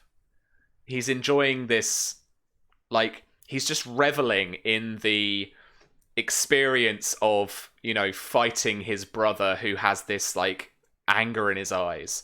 He's relishing being, like, stabbed on a tourney ground. He's relishing how... I don't think he was relishing what happened at Ironwood at all, actually. But he probably sees it as a very necessary move, because basically he's got a tiny rebellion on his hands. That the Brotherhood of the Blood Royal were just like, we're not having this. We are the Brotherhood. We are the Order of the Blood Royal. It's all about you should be a king, and this, that, and the other. It's in our lineage. But he's obviously in the pain in the palm of Marin Martell. And so Marin just has to be like, we did a very necessary thing just then. Have some more lovely wine. Have some more comforts. Have some more money. And it was also quite fun to play the in terms of the mechanics on the prep stream as well. It was like, I'm just going to take 9 power out of the house. Don't worry about that. So he and the way that it plays out is he tries to dissolve them, and then Marin's got a backup so that when they go, fuck no, then he's like, oh, Marin's like, well, we'll protect you, don't worry. Get your guardsmen, get them all in. You'll hold up, and we'll sort them out. And in come the Scorpion bolts. Yeah. He's a fun one to play, because he's always just, like, weirdly enjoying it. That sounds really wrong, and I don't mean it like that at all. Like... I mean, it's like you're saying all this stuff, and I'm like, oh, he's a Slaneshi cultist. Okay, this all now tracks with what I'm doing. Yeah, there's a bit of Slanesh in there, for sure. So, does he reclaim the ruins of Ironwood, or does he just, take his money, take his bride, and does he settle near Sunspear? Where does he go? He keeps it. Obviously, that's his home. That's his land. He's gonna hold on to it. Yeah, and of course the hedonism is about, enjoying life and enjoying those comforts, and Ironwood provides those things for him because he is the Lord by divine right.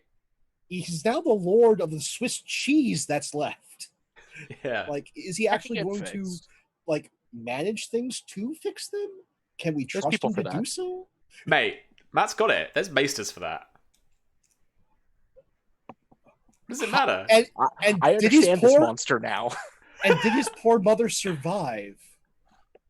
That is a really interesting question, and something we can play on maybe in season 4. I don't know yet. And what if she did survive? She's pretty old. What's her opinion on the matter? You want some tinfoil truth? You want some tinfoil truth? Please give it to me. What was Papa Ironwood's name again? Otto Ironwood died of natural causes. Motherfuck! No way. Yeah. He just old. God damn. People do just pass away. So yeah, like I definitely had it was just the worst time. Yeah, Charlie says it in chat. He was very old, and yeah, pour one out for him. Don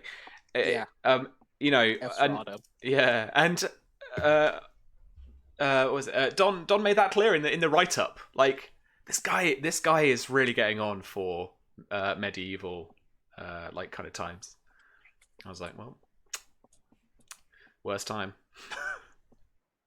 And it just juices the fruits, so the worst possible time, and that's beautiful. That is just some love it. Don't love what came from it, but love it. Did the Maester even survive? Oh well, yeah, because we saw the Maester afterwards talking to He facilitated the whole meeting and everything. Yeah. He was there. Grief. Just well, that was it, right? So that was it. That was my thinking to that when they turn up at the gate and we go, look, Greenmont, it's on the shield. So he's this Maester's going to say that to Horatio, and he's going to go, that was the house that really liked Oliver. That's very interesting. Why are they here now? Why the fuck are they here? Yeah. Hence the intrigue there with Briar. Oh man, that was so dangerous. Yeah, Briar can't use that shield to defend himself. You can still hear the words through the shield. Yeah, for sure. Oh, we got a question from Charlie. That's here. alive then, yeah. Yeah, was there any chance of saving Daemon? Man, I mean, tabletop games, you know the way they go. I mean, probably. I was full on waiting for Don and for Jason to, when they were down there in that jail, just be like, fuck this guy, and fuck this Maester. We're going.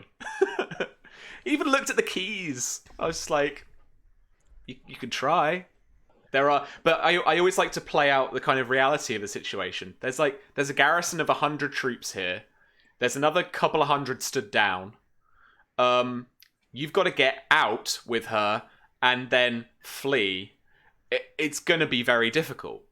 And I just they didn't quite go for it. But what came out of it was a really, really juicy fruits scene, and that kind of mirrored the Arya and her father when he got executed.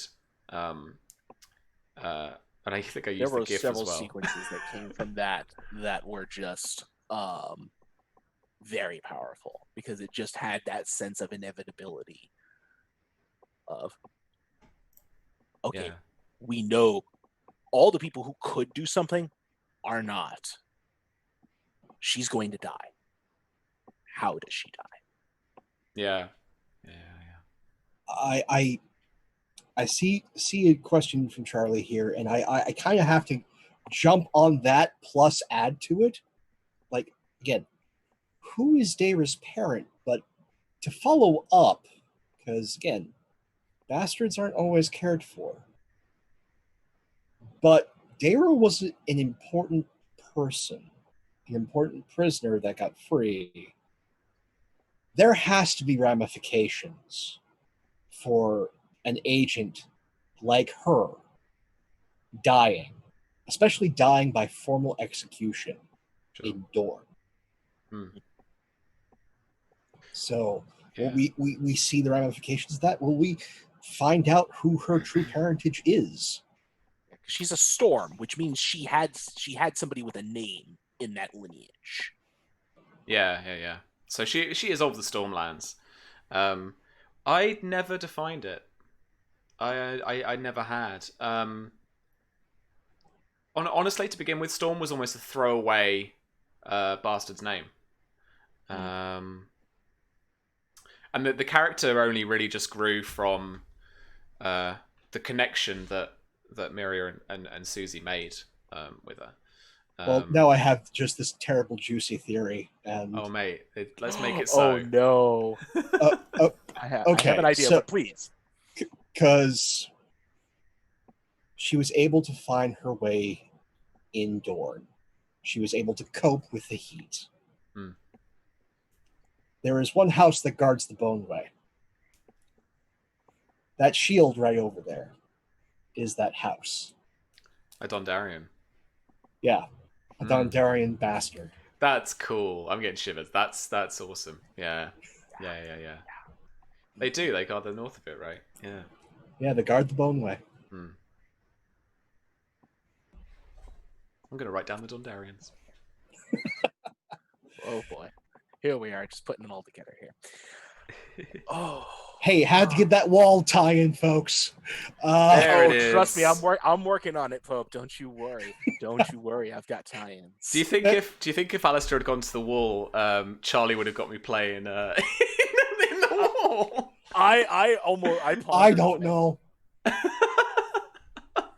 I would have loved it and hated it. It'd have been fun. I think it'd have been a bit much after a while, but it would have been fun. Considering what that section of the wall is dealing with, I think Alistair would have grown up real fast or died. Yeah. Oh, yeah. Oh, man, could you imagine him? I don't know. I can't even say, because Sam hasn't seen the second episode, so I gotta keep my mouth shut. All right. Yeah. Could you imagine him? Well, no, he knows. Could you imagine him going on that ranging?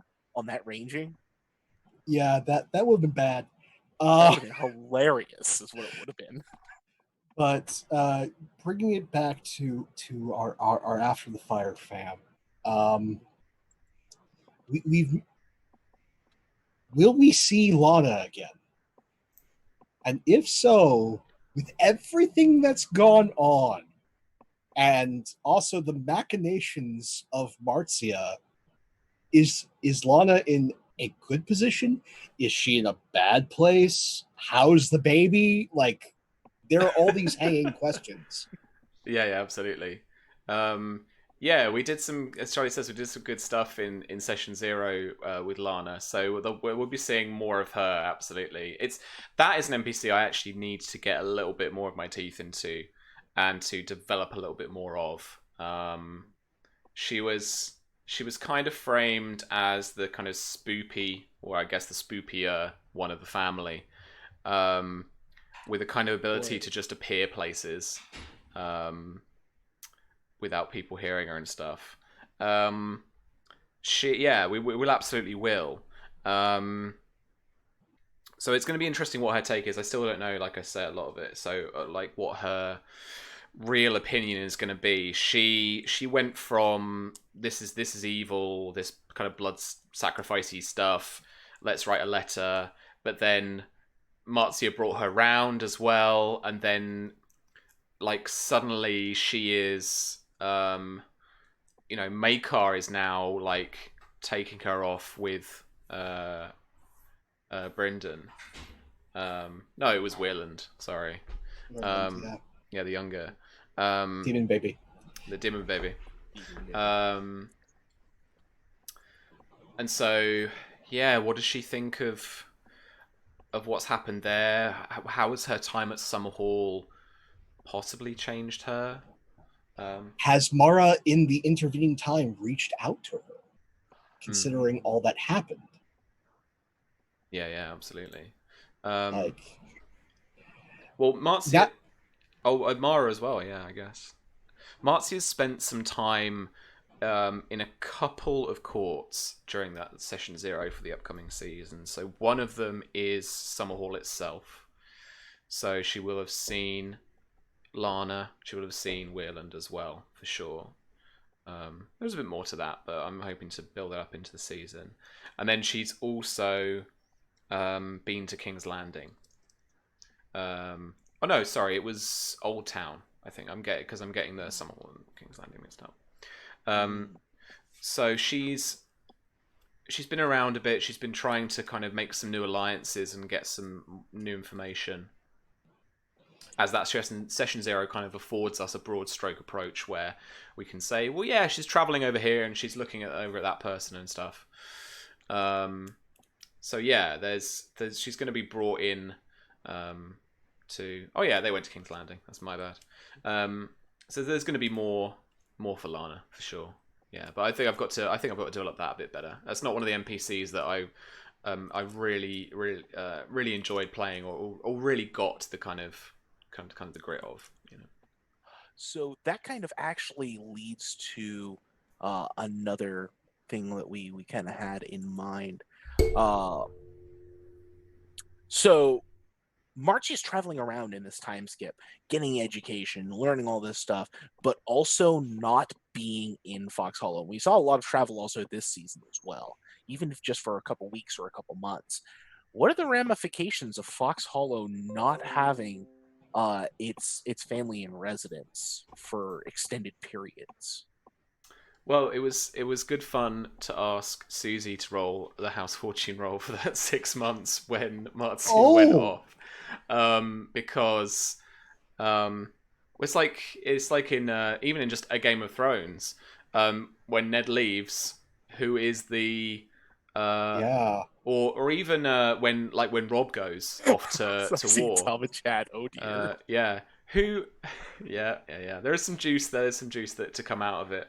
But it's like, yeah, who do you leave in charge? Well, of course, the only noble family member left, because Bryn can't talk.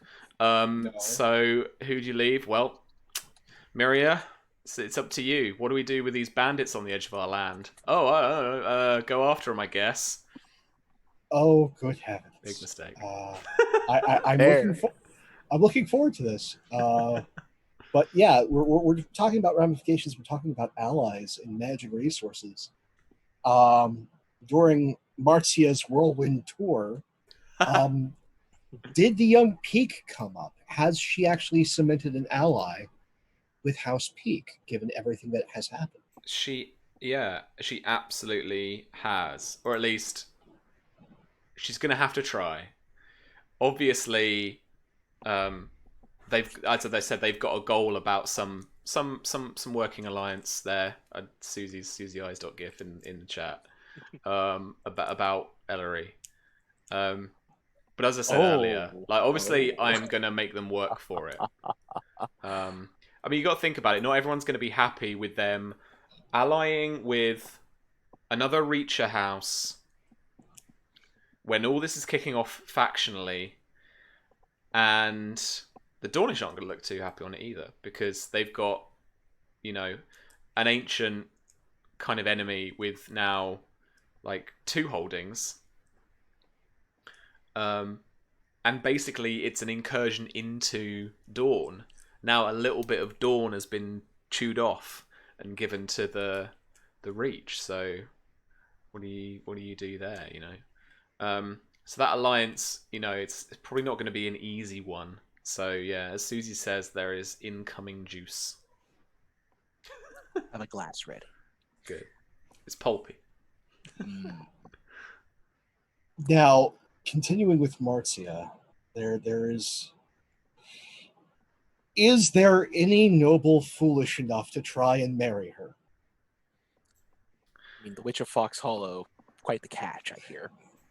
Yeah. Well, I mean, she is no longer, I'd say, the kind of eligible bachelorette that she might have been if she hadn't have been pregnant, or even actually birthed sons. So it's certainly not come up in the kind of session 0 about a betrothal or marriage for her in particular. Yeah, like the kind of dowager widow, the wealthy widow of Fox Hollow kind of affair. I think we've got going on. Oh, that's not to say that something could spin up in the course of the next story arc, and that we play on a couple of suitors, possibly just kind of trying to get in on the easy noble life, right? Because they won't really have any kind of claim. What do you do with the third son? Absolutely. That is a big question to many a noble house. What do you do with a third son? Yeah. Do you send him to the wall? Do you send him off to Old Town? Where do you send him to the Grand Sept? Yeah. Where do you send a third son? Yeah. Oh, that's a good shout. And she is also, and Charlie's reminding us in chat, like she's not even that old either. No, just because we're saying she's a widow or anything like that doesn't mean we're implying she's old or anything like that. Yeah, of course. But it's more the funny screw turning of Yeah, right. And but even I forget, because I think she's had to make some very tough decisions very early on in her life, and she's kind of like taken on this house from a much older lordly husband who probably just could kind of do it in his sleep, like do the kind of basic stewardship stuff just off the cuff, and then she's now got all these kind of responsibilities, as well as hoping that she births a son so that the line can continue, and she's handled it so well. So like before, when she's kind of 20, there's a lot of weight on her shoulders, and obviously people age like mentally a bit quicker, I guess, in a setting like Westeros. But she still had a lot to deal with, and so I think in a sense, in my mentality at least, that kind of ages her, and makes her a bit more wise, obviously, and stuff. But yeah, she in herself is still very eligible, for sure. So yeah, I think that's certainly gonna be a question as well. And Miria too is of a perfectly good marriable age, coming up to now that she'll be 18. So it's where politically might the family might want to place her if it's a political marriage that they're after, or does she seek a loving marriage, and do they try and find someone who she would be happy with for the rest of her life? So it's there's a lot to consider in terms of both the personal and the political aspect to where the two women are in the game. Yeah, to crinkle some tinfoil and squeeze some more fruits. Does Miria ever return to Summerhall? Yeah, that would be a question. That would be an event for sure. We certainly decided that she went to King's Landing in the session 0, if I remember rightly. But I did say to Susie, like, "Are you going?" And she was just like, "Nope." So yeah, she's not heading back there anytime soon. Childhood friend abandoned. So sad. Harris will remember that. But going down our cast of characters. Let's look at the young Oakheart, Lara. She has had a rough season. I think that's an understatement. This was a season of consequences for Mara. Yeah, for sure. When the pieces get picked back up, is she in Highgarden? Is she at Old Oak? Where do we find her when we return to see a woman changed? Yeah, for sure. I know it's something that I think probably more Virginia wants to explore than Mara necessarily, but she's kind of like given the goal for Mara to try and like make some recompense with the house with Greenmont. So I'd expect I don't want to necessarily open with everyone just there. So I think I certainly think that she's on the way as well.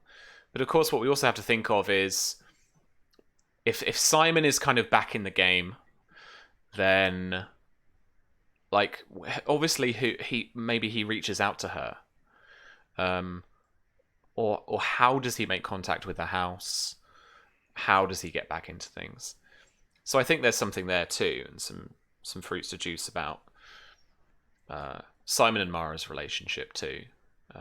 They during play at least formed the strongest bond that Simon had. Yeah, honestly, Mara seemed to very much be like his one lifeline back to the house, if there was any at all.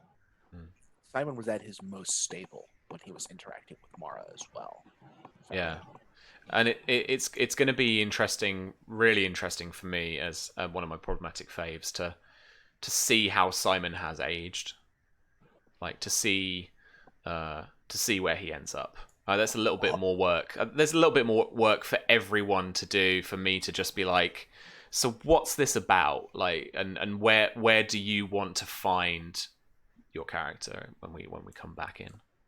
To squeeze and crinkle that tinfoil a little bit further, since we're on the topic of Simon, troublesome fave. It's been 5 years. He has had time to forge that chain further. Is he attached to a house? And if so, whom? Yeah, this was something I posed to Jason too. I don't think we've finished. I don't think we've concluded anything there. It would certainly be interesting. It would actually, I think, be less interesting if he was almost like stuck in a different house, stuck in a house somewhere.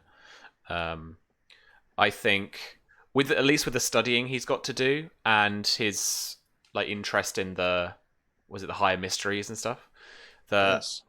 he's got plenty of reason to go on field trips and research trips and stuff. Not like gap years, but expeditions Research, to find things out. Yeah, artifacts, that sort of thing.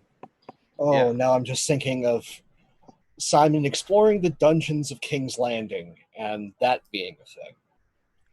Well, with Marzia and Miria going up to King's Landing, we pose ourselves the question: Did they go and see Alistair? I think the answer was yes. We talked around it a bit and what they could say or what could happen, but yeah, I think going to see him in that is a very interesting thing. But I often like to just kind of have those little events off screen be something, be a pin to stick something into. But we can define those later, if we want to. So that the more you allow those kind of things a bit of breathing room, the more alive it feels a little bit. I think the part of the reason we're able to kind of have conversations like this and have the guys doing after the fire and conspire and tinfoil about stuff is that that's the big creative secret, is that even George doesn't have all this stuff 100% figured out. It's just this thing happened, and then people come to it and go, "Yeah, well, it's interesting from this angle? How is it interesting from that angle? How it's like what if? And that becomes the talking point. And actually, by you digging, being abstract with the details, but you can kind of falsely dig into them, and it feel bigger than just the sum of its facts. Well, I think we just got a bomb drop in Marcia visiting Alistair. I that was a phrase that was mentioned, and I'm just like, well, now that we just took an entire lemon and just decided to squeeze that somewhere, and we I somehow won't got say a where. picture of juice out of it. I'm gonna chuck some juicy Yeah. fruits in chat. Deserves some. Ooh. Yeah, that was Charlie. That was. Oh, Yeah. okay. That's something that happened. Yeah, there you go. I that was like had the list of, hey, what, got anything you want to kind of set up for season 4? And we've had it here and there, but that one I think is one of the bigger ones that Okay. we've gotten. Yeah, for sure. So we've been going for about 2 hours. How are you doing, guys, in terms of questions? Like, if you've got more to go, or like Got a couple more Got things. got a couple more questions. I've got 2. Cool. Well, let's keep chatting maybe for kind of another like half hour, and then we'll Yeah, start to be sign about off right. and stuff. Yeah. Yeah. Cool. Yeah. Perfect.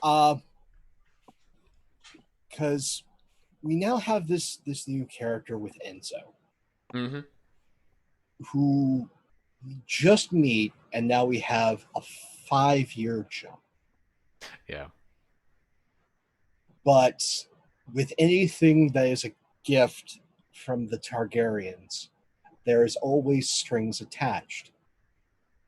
Can you give us a hint as to what strings are tied to our good Enzo? I can't yet because we've got a bit of homework for the fam. There's a really good kind of background creator document kind of guidance that someone's done on Google Docs that, for the life of me, I would be bigging up and promoting just now if I had the details. But we're kind of using that, and I think it's a kind of almost like a speed writing tool as well. That it prompts you and you write some responses. I messaged Tom a few days ago and I was like, okay, so I need some juicy fruits for Enzo. Like, what's going on? Because I know the basics. I understand the character. 10-minute backstory is what we're talking about.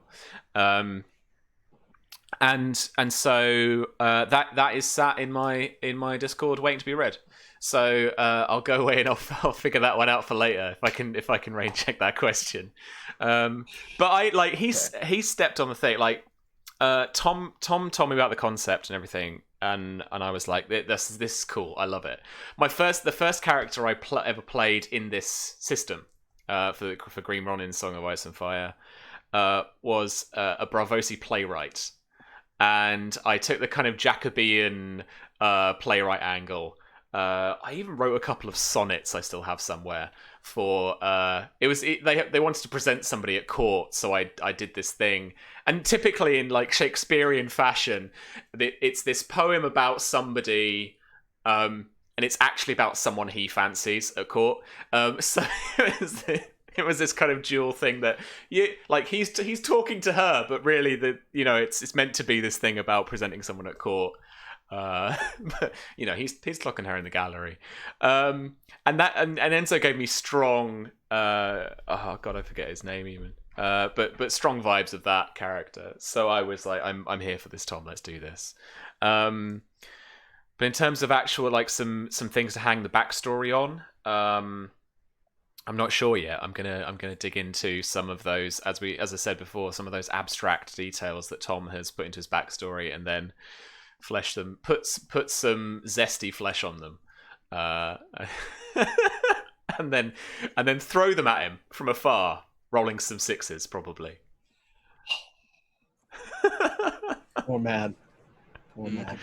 Yeah, he kind of bought it a good couple of times during the course of our game. Yeah. Poor guy. What is? As we're getting to the wrapping up, what are some of your proud achievements that you've had in telling this story? Oh wow.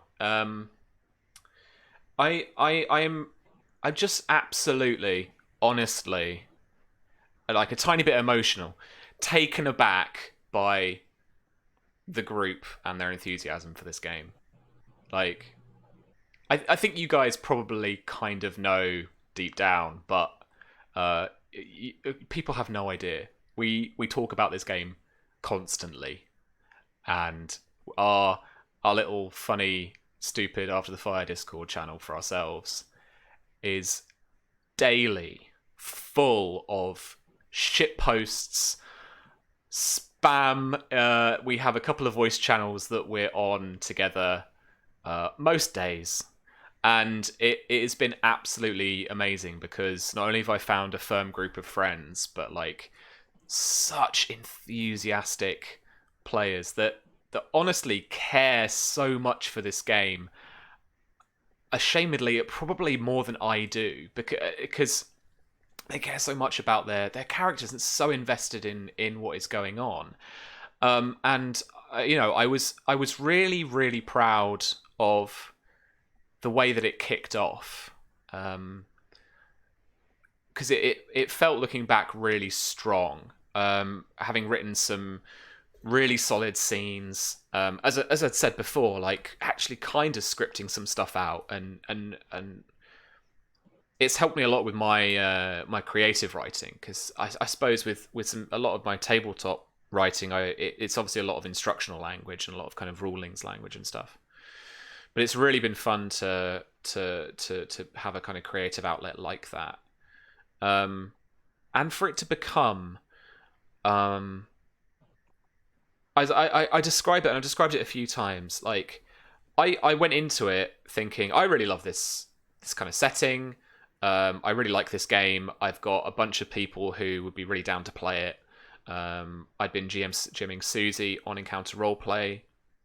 Charlie and I had started a friendship, so started a kind of a good acquaintance, like talking to each other over chat, because she would watch Acton Cthulhu when it was on Encounter Roleplay. And yeah, Charlie nearly didn't, because she wasn't as like Game of Thrones fansy as we were.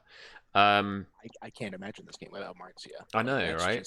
I can't imagine that without anybody. And so I thought, like, you know, I can do this, because I can run this game. Just you know, if I can give people the caveat that it's purely improvised, like at a convention or something, I could not even take the rule book. I could literally, here's some d6s, here are some stats, let's go. Like, I could, I've played and run the game so much that I could do that. And I went into it, and this is how I describe it. I went into there and I'd done that outline, and I went in there thinking, I went to the session 0 thinking it would be a Game of Thrones, and it turned out to be a Storm of Swords. It went from a, you know, 500-page chunky novel to a freaking 2-part like expanded novel thing, that just went crazy, because they all, being all GMs as well, they take pacing and beats really well, and like narrative cues so well, and there is such a yes and quality to the gameplay, that session 0 just exploded with stuff, and everyone knows to ask the right questions and to dig into the details, like you guys have, about asking those questions. Well, why? What about that? And what did those people think? And what are the ramifications for that? And how do we do all of that? That I was really proud of how that first season particularly went, to the point where I'd actually talked to the guys in, I think, kind of in between seasons a little bit, as well, as every season we come to an end and we go, is everybody still having fun? Do we still want to do this? And of course, Tom is the first person to go, yes. Can we carry on, please? What, is next week okay for everyone? Like, he's straight in there. But yeah, I was so proud of the first part, even to the point where, because I was writing so much on Spy Game, and because the kind of day job can be so demanding at times at Modiphius, I wasn't devoting as much time as I'd have liked to actually writing the sessions, to the point where I was feeling quite kind of bad, or what's the word? I don't know, just kind of almost like disappointing people. And for the tiny group of people maybe that are watching or even kind of watching back on the VOD, that I think is something for GMs that I want to put across, is that GMing is like going on stage. GMing is a seriously nerve-wracking scenario, and I am nervous every single time I get behind that screen. Every single time. It doesn't matter if it's 5 of my closest friends or going to be broadcast on the internet. Like, I am nervous every day, and the working day kind of ends, and by the time it does, this little kind of knot in my stomach has been kind of bubbling away and getting slightly bigger, to the point where at the end of the workday I have to go, no, we're going to do this because you know that when 8 o'clock hits, everything's going to be fine and you're going to be cool and we're going to get on with it. We're going to have fun, because it is always an elation to play.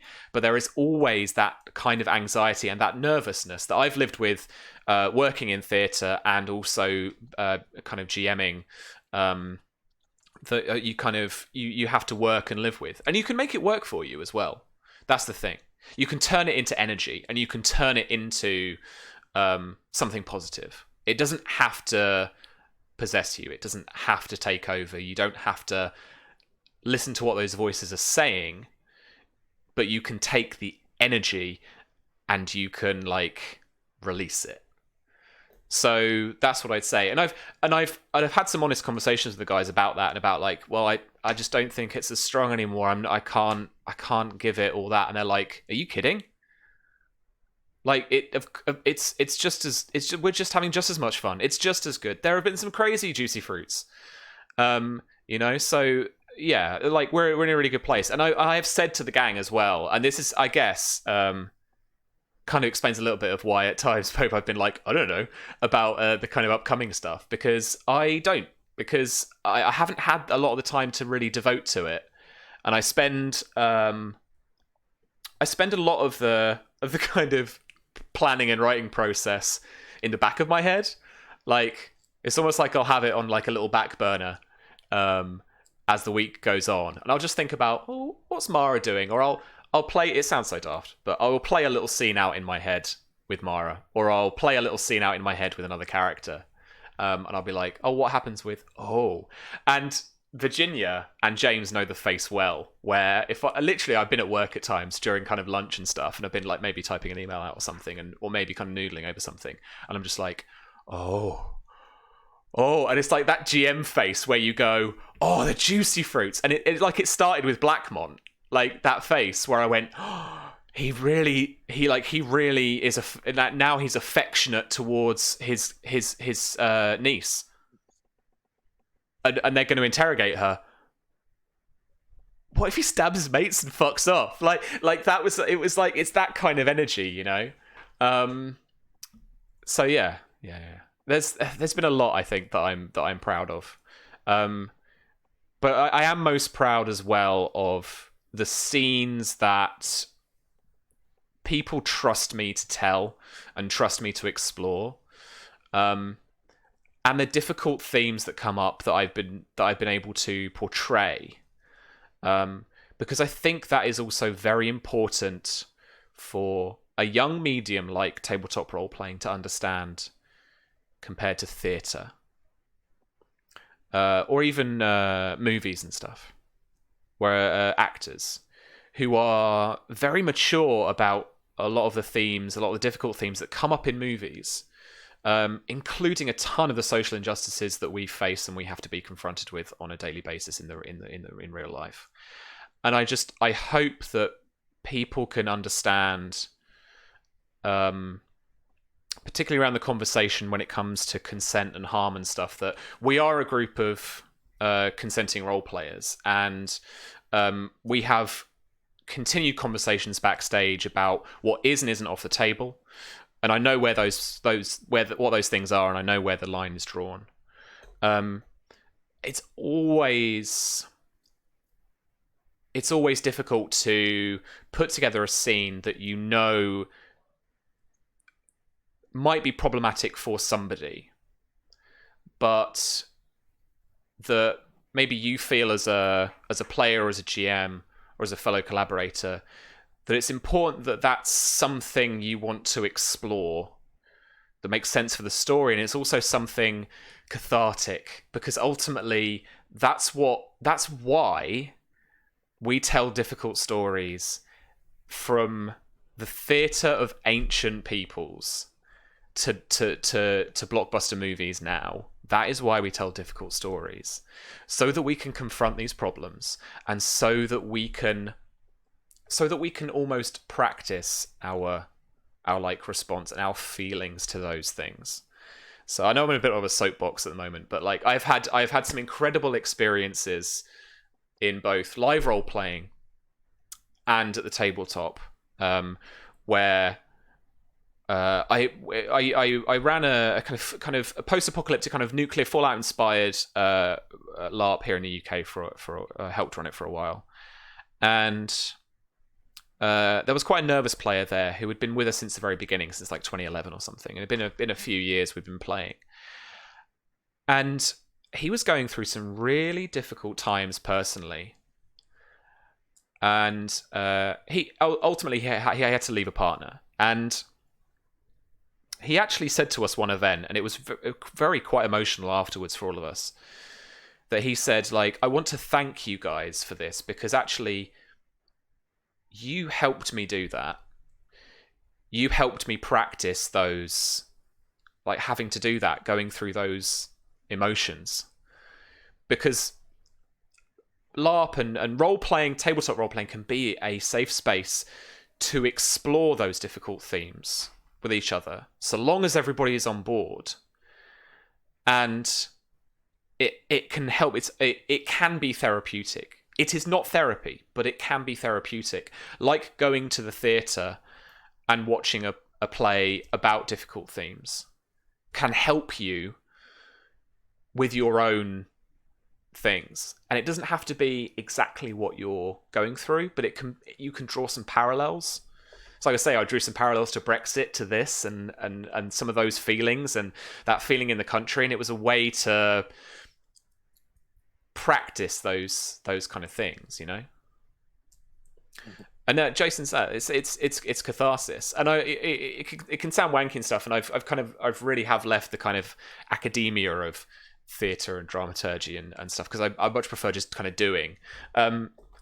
But in terms of gaming, when I was looking at it when I was training at drama school, and I was also a big fan of games, and we were playing D&D, and I was exploring when an audience becomes an actor in an experience, in something. And at the time, it was an emerging part of theatre, kind of site-specific performances where you go to a location.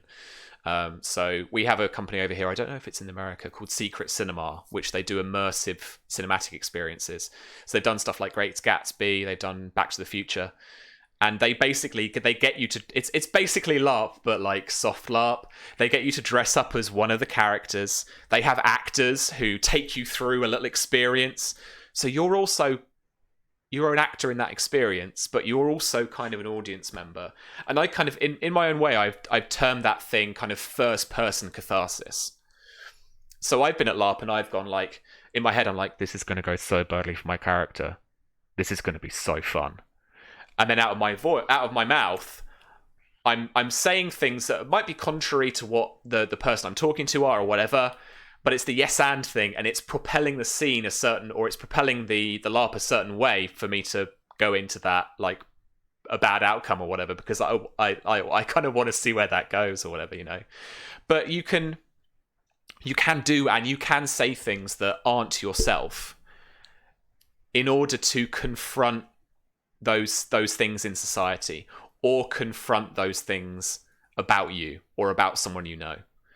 And that, you know, that to me is it's a joy that these people allow me to do that, and allow themselves to do that too.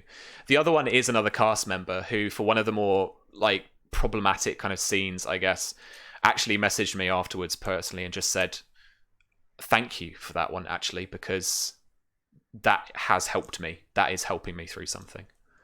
So it's, you know, it's not just play, and it's absolutely not what I think some people on the other extreme of the internet would say about, you're stopping our creativity where we can't talk about all these things and these lines and these veils and stuff. And like, that's not what that's about. It's about creating a space where you define the boundaries, and then therefore you can safely explore that catharsis, so I'm really proud that we've been able to tackle some difficult themes and some obviously some themes that are very intrinsically kind of Game of Thrones, both the books and the TV show, and for everyone to be okay and to be safe, which we have been, thankfully, and it's really good. So yeah, that was my 20-minute rant about catharsis and safety in gaming. And as much of this is us picking away, it's also us getting to hear from one of our favorite creators and their opinions on things and understanding your inspiration and process. So thank you for that. Oh, thank you. So that's most of what I've got. What do you got, Matt? I don't know. I don't think I can follow that up. Like there really isn't any pickup. I think that was our. There's no pressure. There is none. Do we have any? Seriously, I think we've got about most of our questions out of the way. Okay. Yeah. Do we have any? Do we have any silly questions? Silly questions. We can think of some probably. I've got ships. I've got one silly question. All right. Somewhat silly. Will we see another tournament? Yes. Okay. That puts a smile on my face. I'm happy, but I'm also very apprehensive. You won't have to wait long either. It's the premiere, isn't it?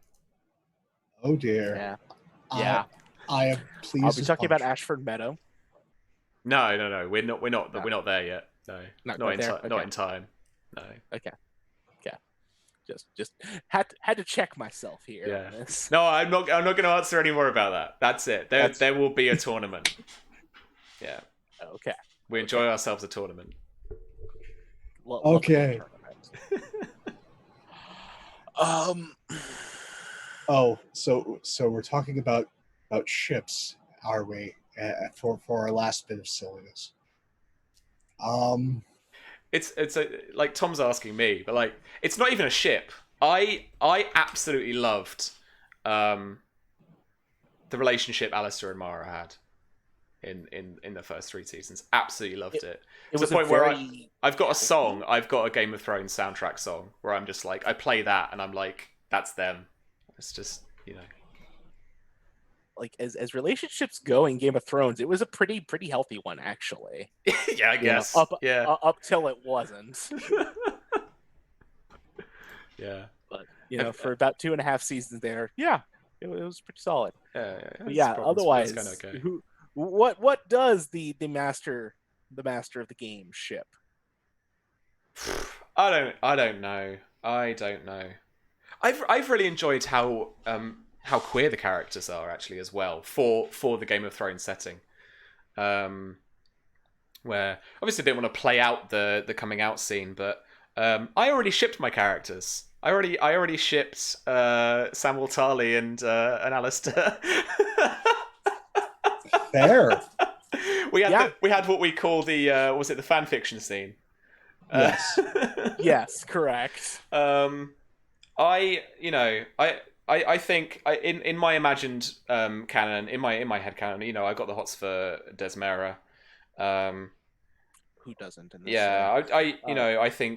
I think should be a good ship with most people. We did also ship Marzia and Maekar. That is true. Yeah, I think everyone. So on that. Oh no, we did get that romance novel cover. Crap, I forgot. Yeah, no, I just have the sneaking suspicion that we're going to see more of that, and I don't know how I feel. Greg, I think he's now contractually obliged. Greg now comes on for an episode a season. But when he does, to dunk on everybody. Yeah, when he does, it's just a storm. I don't know. Actually, I mean, he brings me surprises. That guy. Thinking back to an earlier question, he's the one that brings me surprises. I genuinely, just kind of sat through that first episode he was on, And I cannot remember what happened. I just can't remember what happened. I was just so like kind of blown away and caught up by what he was doing. I was just like, and he was like, hey, did I get it all right? I didn't fuck everything over. And I said, Greg, you could have denounced the house. I wouldn't have cared. You do the thing. You are Maker. You know, and I give him. I try and really set him up. I give him good briefing, kind of little documents and stuff. It's kind of almost not a script, but it's just kind of giving the actor all their given circumstances, right? So it's like, here is what's going on, and we know that this is kind of Makar's personality, but Greg, it's up to you what he does and what he feels about things. I can adapt, man. And he, you know, honestly, he was kind of quite worried about it kind of going either a bit overboard or taking me off on a tangent and not being with my plans. But I'm like, dude, I plan week by week. It's fine. You can do whatever you want. When he took that poker, yeah, I think in every person's home, you could hear a pin drop. Like, yeah, it was tough. Jeez. Yeah. Makar's appearance is absolutely just herald just amazing and terrible things. The man is a terror, an absolute terror. Force of nature, I believe, is the way it's been put a couple times. Yeah, for sure. Have you guys got any ships? I don't know. Man, I'm trying to think. Simon with better life choices. Oh yeah, that's a fantastic. It's a good ship. I ship that. I absolutely ship Harris and Miria for sure. In an AU somewhere, I think they are living it up. I love the little awkward like teenage kind of weird flirting where you don't quite know what you're doing, you don't quite know it's flirting and stuff. I thought they were really fun. Scenes.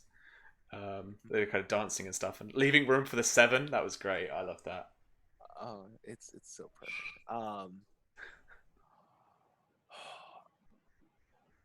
The stranger and all of Dawn's characters.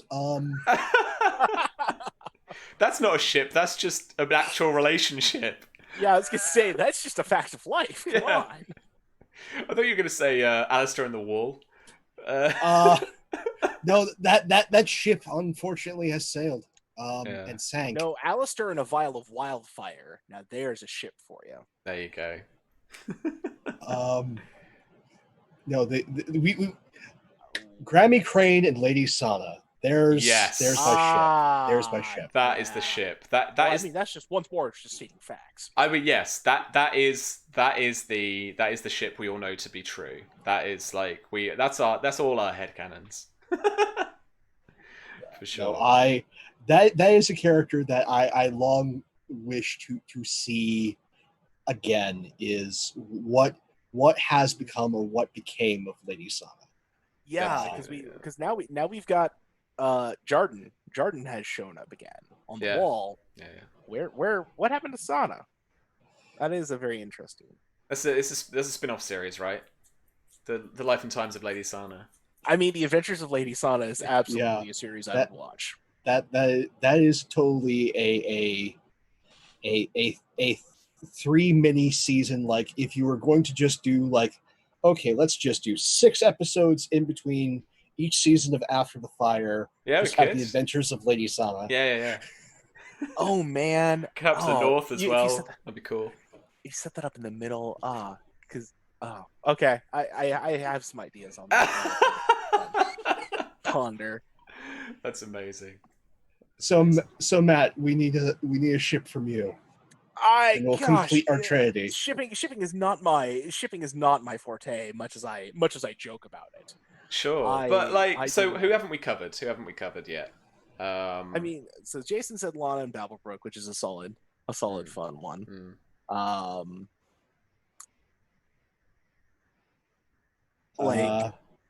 Oliver with anybody else?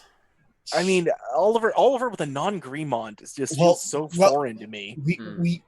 This is one of the things that we actually didn't get into with some of the tinfoil. Is we don't know necessarily the truth of Miria's parentage. And a lot of the with Oliver's death, a lot of secrets died with him.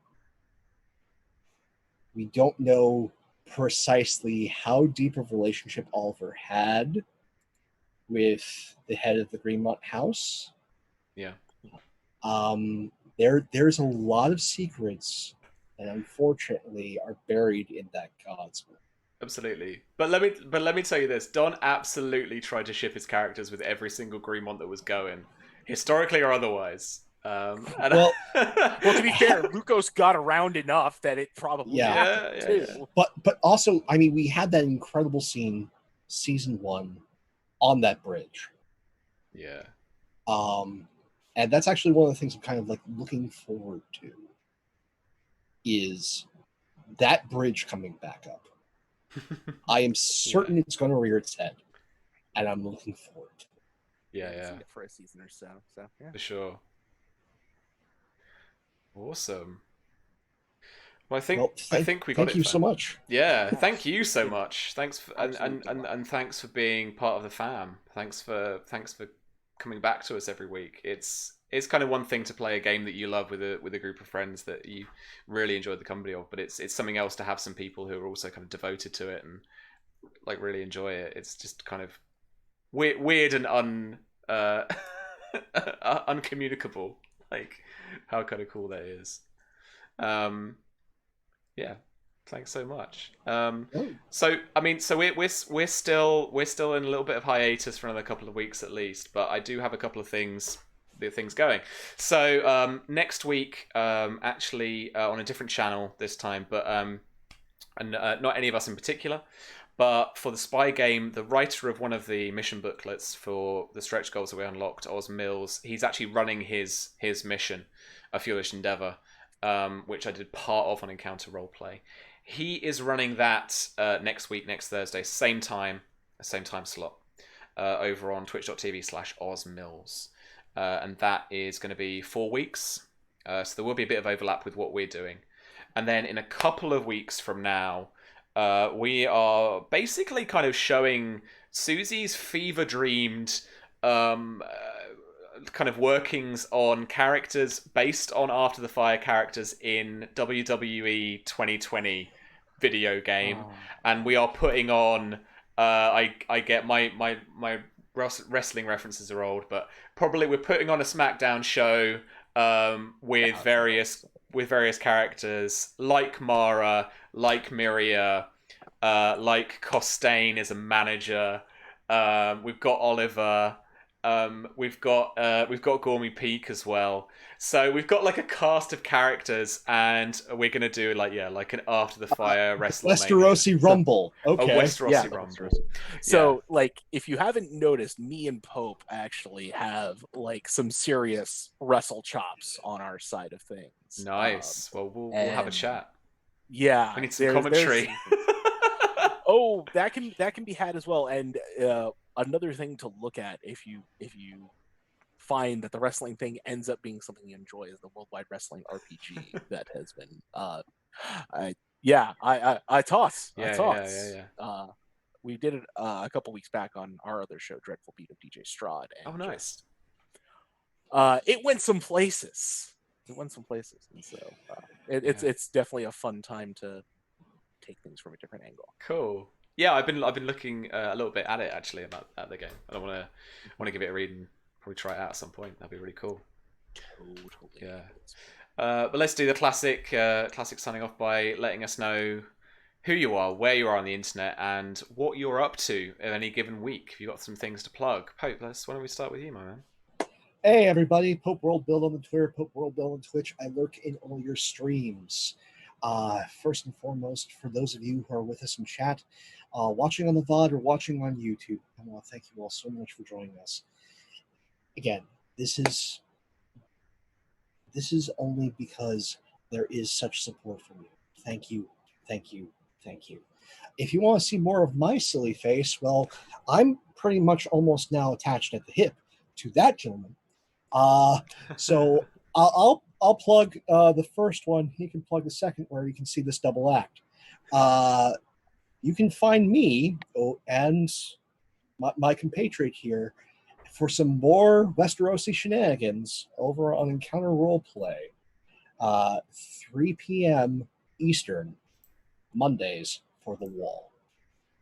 You get to see more of what terrible, terrible things happen in this incredible, incredible setting. With that, take care, everyone. I'll see you soon. Hey everybody, Matt. I'm on Twitter at @TheKillerGM, where I'll talk with people about gaming stuff, other things, mostly gaming stuff though, because hey, we're all here to tell stories together, and it's fun to do that in this terrible time. Give ourselves a little bit of something to focus on otherwise. Yeah, I didn't realize we had become such a double act, but here we are. And so yeah, in addition to the Wall, you can find both myself and Pope alternating Sundays as well on my channel MattHave7 on Twitch, where we do the dreadful beat of DJ Strahd. It is the Curse of Strahd, but not quite as you know it. Barovia has become Baravia for some reason, and underneath all that neon and glitz and hairspray, there's still a bit of horror. Our heroes survived a terrible dream that became a nightmare by invoking the dreadful DJ's name.